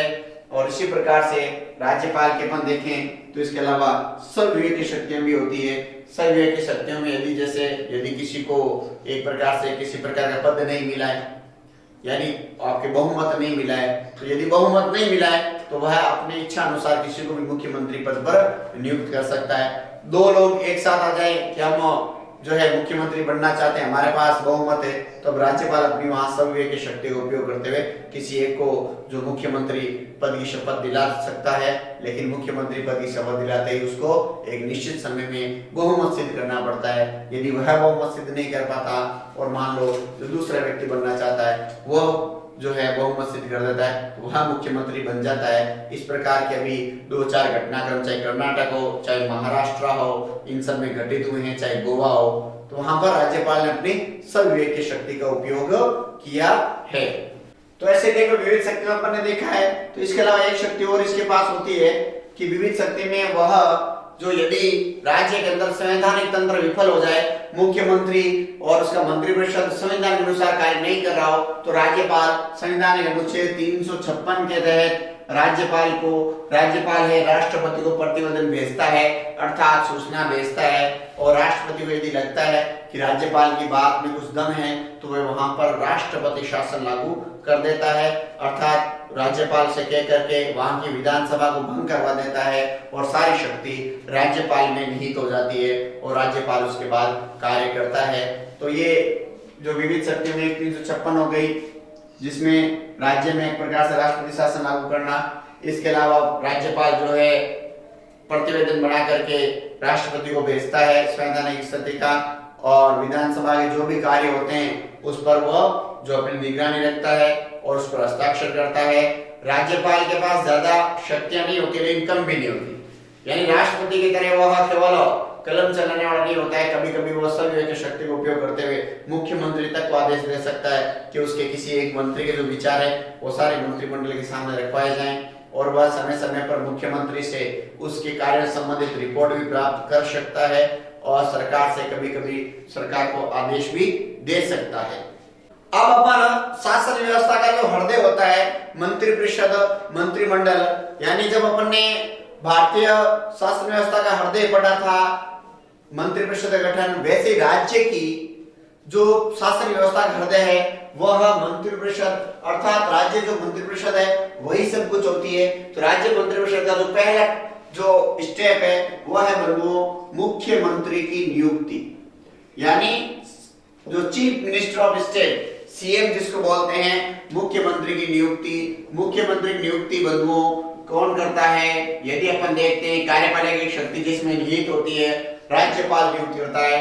संविधान के अनुच्छेद 164 के तहत राज्य विधानसभा में बहुमत दल के नेता को राज्यपाल द्वारा मुख्यमंत्री पद पर नियुक्त किया जाता है, और सामान्यतः बहुमत दल का नेता होता है। यदि किसी एक दल को बहुमत नहीं मिलता है तो राज्यपाल अपनी सर्वविवेक की शक्ति से भी किसी को मुख्यमंत्री पद पर नियुक्त कर सकता है, लेकिन उसको एक निश्चित समय के अंदर अंदर उसको अपना बहुमत सिद्ध करना ही पड़ता है। यदि बहुमत सिद्ध नहीं कर पाता और राज्य के अंदर यदि किसी प्रकार की व्यवस्था नहीं बन पाती तो वहां पर राष्ट्रपति शासन लागू हो जाता है और स्वयं राज्यपाल जब तक वापस चुनाव होते हैं तब तक शासन करता है।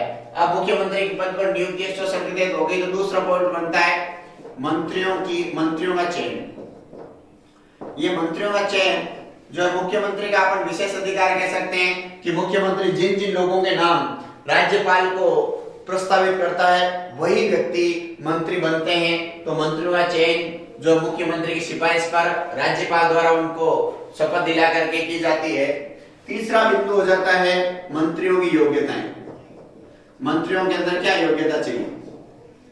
मंत्रियों की एक योग्यता होनी चाहिए बंधुओं कि विधानसभा का सदस्य हो, और नहीं है तो विधानसभा सदस्य बनने की योग्यता रखता हो और 6 माह के अंदर अंदर वो विधानसभा या विधान परिषद का सदस्य बन जाए। यदि वो 6 माह के अंदर विधान परिषद या विधानसभा का सदस्य नहीं बनता तो 6 माह बाद वो एक प्रकार से मंत्री नहीं रह सकता।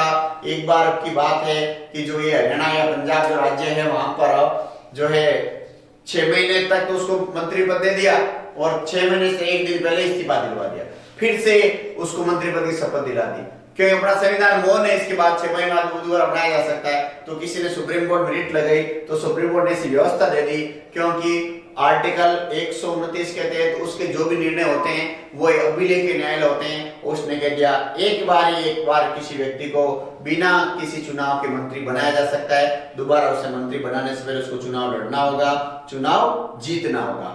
तो कहने का मतलब है मंत्रियों की योग्यताएं जो है वो ये है कि विधानसभा या विधान परिषद का सदस्य हो, और ये व्यक्ति को विधानसभा का सदस्य हो जाता है तो फिर वो मंत्री बन सकता है। चौथा पॉइंट देख लेते हैं अपन इसका, मंत्रियों में कार्य विभाजन। कार्य विभाजन कह सकते हैं या विभाग को बंटवारा कह सकते हैं।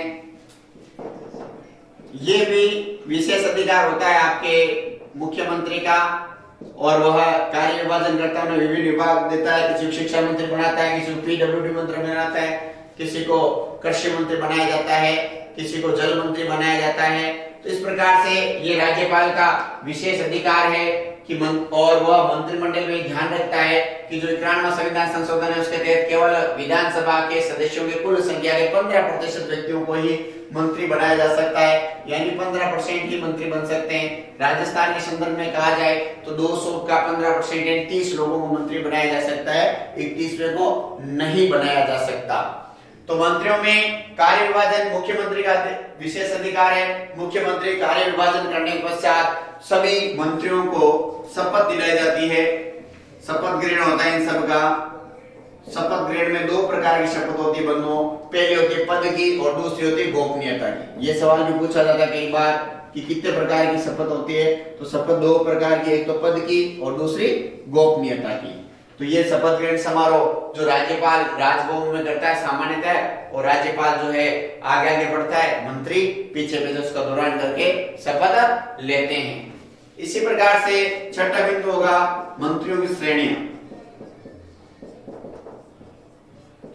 मंत्रियों की बंधुओं 3 श्रेणियां होती है। पहले प्रकार के मंत्री होते हैं कैबिनेट मंत्री। कैबिनेट मंत्री वास्तव में अपने विभाग के सब सर्वेसर्वा होते हैं, यानी मुख्यमंत्री के बाद यदि कोई भी जो डिसीजन वो कैबिनेट मंत्री लेते हैं, और इनकी सहायता के लिए राज्य मंत्री होते हैं, और राज्य मंत्री की सहायता के लिए उप मंत्री होते हैं।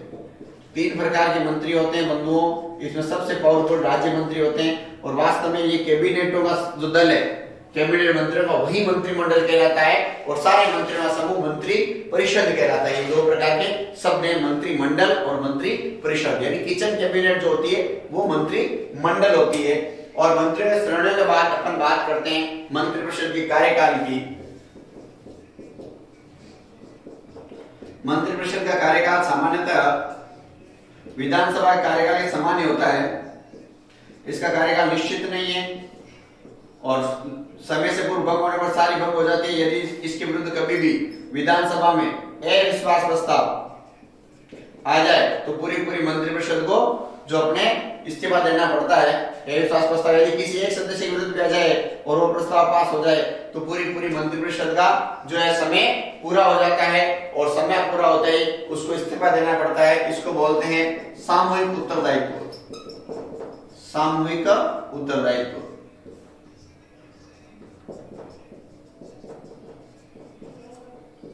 सामूहिक उत्तरदायित्व जो है इसमें सभी मंत्री, यदि एक मंत्री विरुद्ध अविश्वास प्रस्ताव पास हो जाता है, सभी मंत्रियों को इस्तीफा देना पड़ता है। और लास्ट एंड फाइनल देख लेते हैं इनके वेतन और भत्ते। वेतन और भत्ते इनके विधानसभा द्वारा तय होते हैं। ये स्वयं यानी इनकी जो विधानसभा है उसके अंदर प्रस्ताव ला करके और इनका जो वेतन और भत्ते निर्धारित कर सकते हैं। इस प्रकार से 2020 के लिए वेरी इंपॉर्टेंट क्वेश्चन है, राज्य मंत्रिपरिषद का गठन समझाइए। ठीक है, यदि केंद्रीय मंत्रिपरिषद गठन नहीं पहुंचा जाता है उसमें भी वो सेम ही है, वहां प्रधानमंत्री नियुक्त होती है, वहां भी मंत्रियों की चयन होता है, वहां की योग्यताएं देखी जाती है, कार्य विभाजन किया जाता है, वहां राष्ट्रपति शपथ दिलाता है, वहां पर भी 3 प्रकार के मंत्री होते हैं, उनका भी कार्यकाल वैसे होता है जैसे यहाँ विधानसभा वहां लोकसभा हो जाती है, वहां पर भी सामूहिक उत्तरदायी की भावना होती है, वहां पर भी वेतन होते हैं। यानी क्या है मतलब ये जो बिंदु अपन ने पढ़े ये same to same central government पर भी वैसे ही बैठते हैं जैसे केंद्र सरकार पर बैठते हैं। तो अब अपने सबसे इंपॉर्टेंट क्वेश्चन मंत्रिपरिषद के क्या कार्य हैं, वेरी इंपॉर्टेंट क्वेश्चन है, ध्यान रखना। यानी राज्य की जो मंत्रिपरिषद होती है, मुख्यमंत्री और उसका मंत्रिपरिषद क्या क्या कार्य करता है। तो बंधुओं संविधान का जो अनुच्छेद 163 है, संविधान के अनुच्छेद 163 के अनुसार राज्यपाल की सहायता के लिए एक मंत्रिपरिषद होगी और वह मंत्रिपरिषद संपूर्ण कार्य करती है। वास्तविकता में सैद्धांतिक रूप से तो राज्यपाल करता है, लेकिन वास्तविक रूप में राज्यपाल की सारी शक्तियों का उपयोग मंत्रिपरिषद अर्थात मंत्रिमंडल करता है। तो मंत्रिमंडल के जो सबसे इंपॉर्टेंट कार्य है उसमें सबसे पहला कार्य, जैसे केंद्र सरकार जो है देश की नीति निर्धारण करती है, शासन की नीति निर्धारण क्या होता है, वैसे राज्य के अंदर संपूर्ण नीति निर्धारण करना यानी राज्य की नीति का निर्धारण करना, ये पहला कार्य होता है राज्य के मुख्यमंत्री और उसके मंत्रिमंडल का, राज्य की नीति निर्धारण करना। नंबर 2 पर जो उच्च पद होते हैं उन पर नियुक्ति संबंधी जो परामर्श है या अपन कह सकते हैं सलाह राज्यपाल को देना, यानी जितने भी उच्च पद होते हैं उच्च पदों पर नियुक्ति हेतु राज्यपाल को सिफारिश करना, राज्यपाल को परामर्श देना।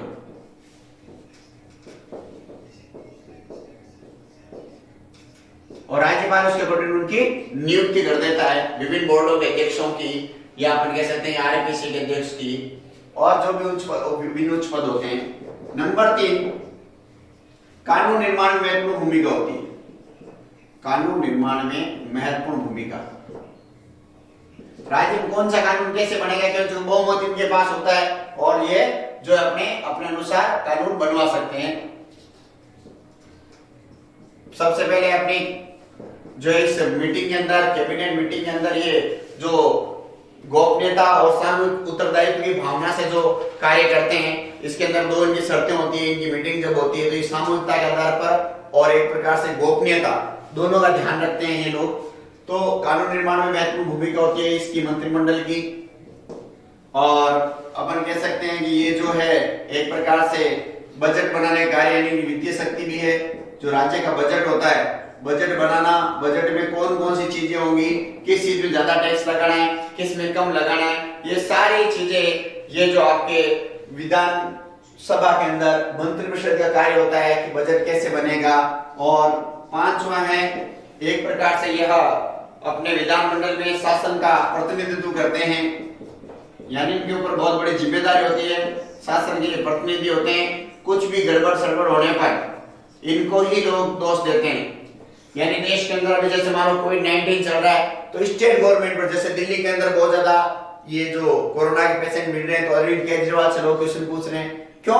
उसका वो शासन का प्रतिनिधित्व कर रहा है और वो शासन के प्रतिनिधि विधानमंडल में भी बाहर भी।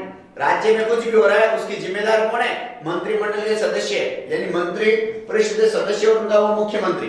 तो इस प्रकार से ये बहुत एक प्रकार से अपन कह सकते हैं कि जो मंत्रिपरिषद है देश के अंदर जिस प्रकार से केंद्र सरकार होती है, सेंट्रल गवर्नमेंट प्रधानमंत्री की मंत्रिपरिषद होती है जो राष्ट्रपति का सहयोग करती है, वैसे ये मंत्रिपरिषद राज्यपाल का पूरा सहयोग करती है। राज्यपाल के नाम से पूरा अपना प्रशासन चलाती है, जिसके अंतर्गत वो नीति निर्धारण करना, उच्च पदों पर नियुक्त राज्यपाल को परामर्श देना, कानून निर्माण बनाना यानी नए कानून बनाना और बजट बनाना यानी वित्तीय शक्ति का उपयोग करना और शासन का प्रतिनिधित्व करना, ये 5 शक्तियां जो है मंत्रिपरिषद की है।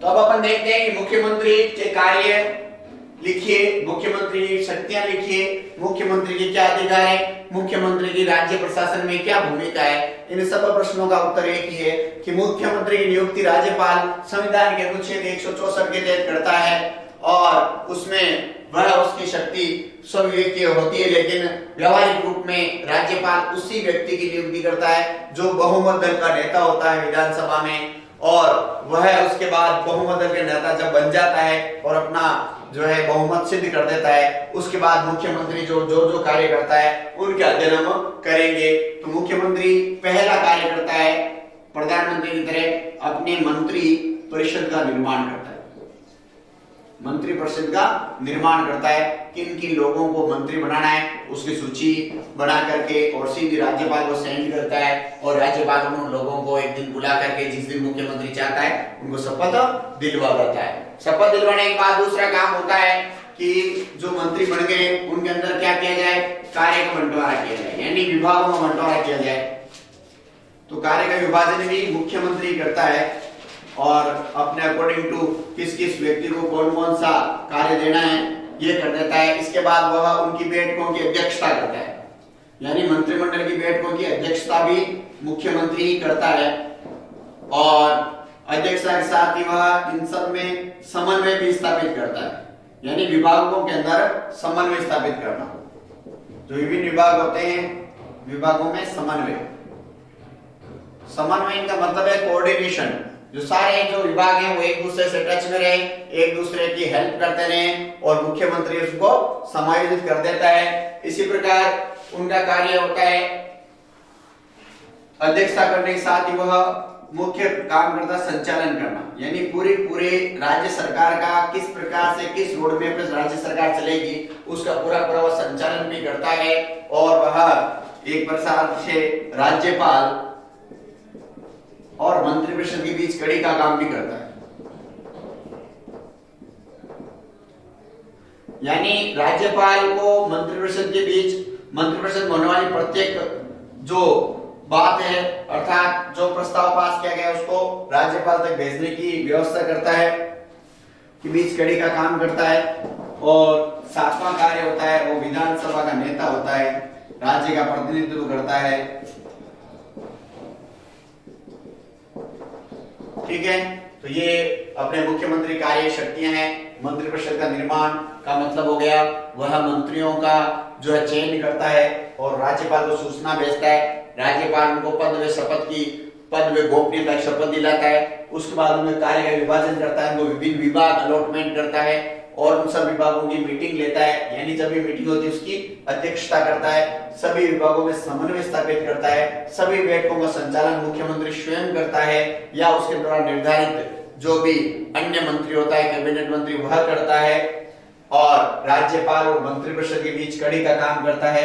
राज्य सरकार की जो भी योजनाएं होती है मंत्रिपरिषद द्वारा जो बनाई जाती है उनसे राज्यपाल को अवगत कराता है। और विधानसभा का नेता होता है, क्योंकि विधानसभा बहुमत दल का नेता वह एक ही होता है, इसलिए मुख्यमंत्री पद राज्य में सबसे महत्वपूर्ण होता है। वास्तव में ये वास्तविक प्रधान यानी वास्तविक प्रमुख यही होता है संविधान के अनुसार भी, लेकिन वो सैद्धांतिक रूप से राज्यपाल के नाम से काम करता है। राज्यपाल की सभी शक्तियों का उपयोग मुख्यमंत्री करता है। अब अपन पढ़ेंगे उच्च न्यायालय। तो अब अपन उच्च न्यायालय के बारे में पढ़ते हैं। उच्च न्यायालय गठन में शक्तियां एक एक क्वेश्चन में देख लेते हैं। यह प्रश्न अलग अलग आएंगे। उच्च न्यायालय का गठन समझाइए या उच्च न्यायालय की शक्तियां समझाइए। वहां पर 6 नंबर का क्वेश्चन आने की संभावना रहती है और छोटा प्रश्न भी आ सकता है 2 अंक का। छोटा सा वो जैसे मान लो पूछ ले कि उसके अपीलीय क्षेत्राधिकार लिखिए या याचिका संबंधी क्षेत्राधिकार लिखिए। तो अनुच्छेद 214 के अनुसार प्रत्येक राज्य, एक राज्य या 2 राज्यों को मिलाकर के उच्च न्यायालय की व्यवस्था रहेगी, ऐसा संविधान अनुच्छेद 214 के अंदर लिखा गया है बंधुओं। लेकिन वर्तमान में हमारे भारत में 25 उच्च न्यायालय हैं, 25 हाई कोर्ट हैं, ये भी ध्यान रखना है। पहला हाई कोर्ट खोला था 1862 में कोलकाता के अंदर और दूसरा 1866 के अंदर इलाहाबाद हाई कोर्ट की स्थापना की गई थी। अनुच्छेद 216 कहता है, संविधान के अनुच्छेद 216 के अनुसार जो है उच्च न्यायालय का गठन एक मुख्य न्यायाधीश यानी सीजे, चीफ जस्टिस और अन्य न्यायाधीशों से मिलकर के होगा। अनुच्छेद 217 एक कहता है कि सभी न्यायाधीशों की नियुक्ति राष्ट्रपति द्वारा की जाएगी और सामान्यतया राष्ट्रपति द्वारा कोलेजियम पद्धति से चीफ जस्टिस हाईकोर्ट के चीफ जस्टिस की नियुक्ति राष्ट्रपति जो है सर्वोच्च न्यायालय के मुख्य न्यायाधीश की सिफारिश और वहां के राज्यपाल से परामर्श करने के पश्चात करता है। अन्य जो न्यायाधीशों की नियुक्ति के लिए वहां के मुख्य न्यायाधीश और जो है सुप्रीम कोर्ट के मुख्य न्यायाधीश की सिफारिश पर करता है। इस प्रकार से योग्यताएं 217(2) में वर्णन है। अनुच्छेद 217(2) के अनुसार वह कोई भी जो न्यायाधीश है वह भारत का नागरिक हो और 10 वर्ष तक वो हो, कोई न्यायिक पद धारण कर चुका हो, 10 वर्ष तक न्यायिक पद पर हो और न्यायिक पद पर नहीं हो तो कम से कम वह 10 वर्ष तक वकालत कर चुका हो किसी भी हाईकोर्ट के अंदर। और ऐसे व्यक्ति को जो कानून का ज्ञाता हो उसको राष्ट्रपति जो है उच्च न्यायालय के न्यायाधीश के रूप में नियुक्त करता है। और इनका कार्यकाल जो है नियुक्ति तिथि से 62 वर्ष तक होता है और समय से पूर्व इस्तीफा दे सकते हैं, त्याग पत्र दे सकते हैं और यदि कदाचार भी पकड़े जाते हैं तो विरुद्ध महाभियोग लगाया जा सकता है। महाभियोग द्वारा संसद ही इन्हें हटा सकती है। अभी तक आज तक भारत के इतिहास में कभी भी किसी भी न्यायाधीश के विरुद्ध महाभियोग प्रस्ताव पारित नहीं हुआ। हाँ, एक बार कोलकाता हाईकोर्ट के किसी जज के विरुद्ध, सौमित्र सेन नाम के जज थे, उनके विरुद्ध एक बार ये प्रस्ताव तो आया था, लेकिन प्रस्ताव आने से पहले उन्होंने इस्तीफा दे दिया था। 219 के तहत जो है इनको शपथ दिलाई जाती है, यानी सभी न्यायाधीशों को पद में गोपनीयता की शपथ दिलाई जाती है और इन उच्च न्यायालय के न्यायाधीशों का स्थानांतरण भी एक राज्य के उच्च न्यायालय से दूसरे राज्य के उच्च न्यायालय में जो है सुप्रीम कोर्ट के चीफ जस्टिस की सिफारिश पर राष्ट्रपति ट्रांसफर भी कर देता है। इनके वेतन और भत्ते अनुच्छेद 221 के तहत तय किए जाते हैं और इनको अनेक प्रकार की स्वतंत्रताएं भी प्राप्त है। इनको जो है किसी भी प्रकार से इनके जो भी फैसले होते हैं उनकी आलोचना नहीं की जा सकती। इनको इनके विरुद्ध किसी प्रकार कोई भी आरोप प्रत्यारोप नहीं किया जा सकता। इन्हें एक प्रकार से जहां पर ये जज रह चुके हैं वहां पर प्रैक्टिस करने की अनुमति भी नहीं होती है। इस प्रकार से जो ये अपन कह सकते हैं कि उच्च न्यायालय के गठन के जो बिंदु हैं इनको ठीक से अपने को देखना पड़ेगा। सबसे पहले इनकी नियुक्ति, इनकी योग्यताएं, इनका कार्यकाल, इनकी शपथ, इनका स्थानांतरण, वेतन और इनकी स्वतंत्रताएं, ये जब आप कंप्लीट इनका ठीक से वर्णन करेंगे तो आपका उत्तर एकदम कंप्लीट हो जाएगा और आपको पूरे में से पूरे अंक मिल पाएंगे। यदि ये नहीं पूछा जाता है तो हो सकता है कि शक्तियां पूछ ली जाए कि उच्च न्यायालय की शक्तियों का वर्णन कीजिए। तो देखिए, उच्च न्यायालय की जो शक्तियां हैं उसके अंदर मूल क्षेत्राधिकार है। मूल क्षेत्राधिकार में जो है संसद या विधानसभा के चुनाव संबंधी याचिका या राजस्व संबंधी या फिर मौलिक अधिकारों संबंधित या आपकी विवाद, ये जो संपत्ति विवाद है या अन्य कोई ऐसा विवाद हो जिसकी सीधी सुनवाई मूल क्षेत्राधिकार के तहत हाईकोर्ट में की जाती है। अपना हाईकोर्ट बंधु राजस्थान उच्च न्यायालय जोधपुर में है, उसके खंडपीठ यानी उसके ब्रांच जयपुर में है। तो याचिका संबंधी में देखिए 5 प्रकार के आदेश जारी किए जाते हैं। याचिकाएं को रिट जिसको बोलते हैं। पहला, बंदी प्रत्यक्षीकरण। यदि किसी व्यक्ति को 24 घंटे तक पुलिस यदि मजिस्ट्रेट के सामने प्रस्तुत नहीं करती तो कोई भी व्यक्ति उसका रिलेटिव हाईकोर्ट जाता है या वो स्वयं हाईकोर्ट में अपने वकील के माध्यम से, यानी उसे किस कारण से बंदी बनाया गया है, तो बंदी प्रत्यक्षीकरण याचिका के द्वारा पुलिस से पूछा जाता है और उस पर यदि कोई आरोप नहीं होता है तो उसको छोड़ना पड़ता है। इसी प्रकार आपके अधिकार परीक्षा, यानी कोई भी कार्य किस अधिकार से किया गया है। उत्प्रेषण, यानी उस फाइल को उत्प्रेषित करवा सकता है अर्थात अपने पास मंगवा सकता है। अधिकार परीक्षा, किस अधिकार से काम किया गया है, यानी इस प्रकार से परमादेश आदेश दे सकता है हाईकोर्ट। ये 5 प्रकार की रिटें अनुच्छेद 226 के तहत हाईकोर्ट जारी कर सकता है। अपीलीय क्षेत्राधिकार का मतलब है कोई भी फौजदारी या दीवानी जो मामला होता है डिस्ट्रिक्ट कोर्ट्स में, उसके विरुद्ध लोग हाईकोर्ट जा सकते हैं अपील करने के लिए यदि उससे वो असंतुष्ट होते हैं तो। और इसके निर्णय अभिलेख के न्यायालय की तरह होते हैं। अनुच्छेद 215 के तहत हाईकोर्ट का ये विशेष अधिकार है, यदि उसका कोई निर्णय है तो उसको दूसरी जगह दूसरे हाईकोर्ट्स के अंदर भी उसको एक प्रकार से कानून की तरह रखा जा सकता है, उसको उदाहरण दिया जा सकता है। इसको अभिलेख के न्यायालय बोलते हैं। जिस प्रकार से सुप्रीम कोर्ट के जो आदेश होते हैं या निर्णय होते हैं वो अनुच्छेद 129 के तहत अभिलेख के न्यायालय होते हैं। अभिलेख जो होते हैं उसमें यहाँ 215 है। इसी प्रकार प्रशासन संबंधी जो उसके अधीनस्थ न्यायालय हैं, जो हाईकोर्ट है या तहसील कोर्ट है, ये सब इसके अधीन होते हैं। समय समय पर ये जो हाईकोर्ट है वहां पर निगरानी भी रखता है, उनकी कार्य प्रणाली को देखता है, उनके लिए कुछ नियम व शर्तें बनाता है, उनके लिए आदेश समय समय पर जारी करता है। और छठा है न्यायिक पुनरावलोकन। ये संसद या विधानसभा द्वारा बनाए गए किसी कानून को जो है उसकी समीक्षा कर सकता है, रद्द कर सकता है। इसको बोलते हैं न्यायिक पुनरावलोकन की शक्ति। पिछली बार बोर्ड ने इसके अंदर से जो क्वेश्चन पूछा था कि जो उच्च न्यायालय के न्यायाधीशों की योग्यताएं, ठीक है, नियुक्ति संबंधी और आपके कुछ अधिकार पूछे थे। तो कुल मिला के इस जो टॉपिक से पिछली बार क्वेश्चन आ चुका है। पिछली बार राज्यपाल की शक्तियां और हाईकोर्ट के अंदर से क्वेश्चन आया था, तो हो सकता है इस बार टॉपिक जो मुख्यमंत्री है और विधानसभा है इसमें से क्वेश्चन आ जाए।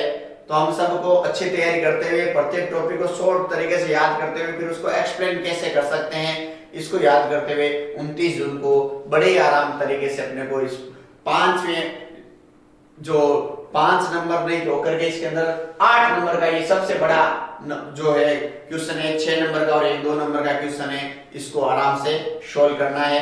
पूरे 8 में से 8 अंक प्राप्त करने हैं। ये 7वां चैप्टर है। इसी के साथ अपने इतिहास और एक प्रकार से राजनीतिक विज्ञान यहाँ कंप्लीट हो जाती है।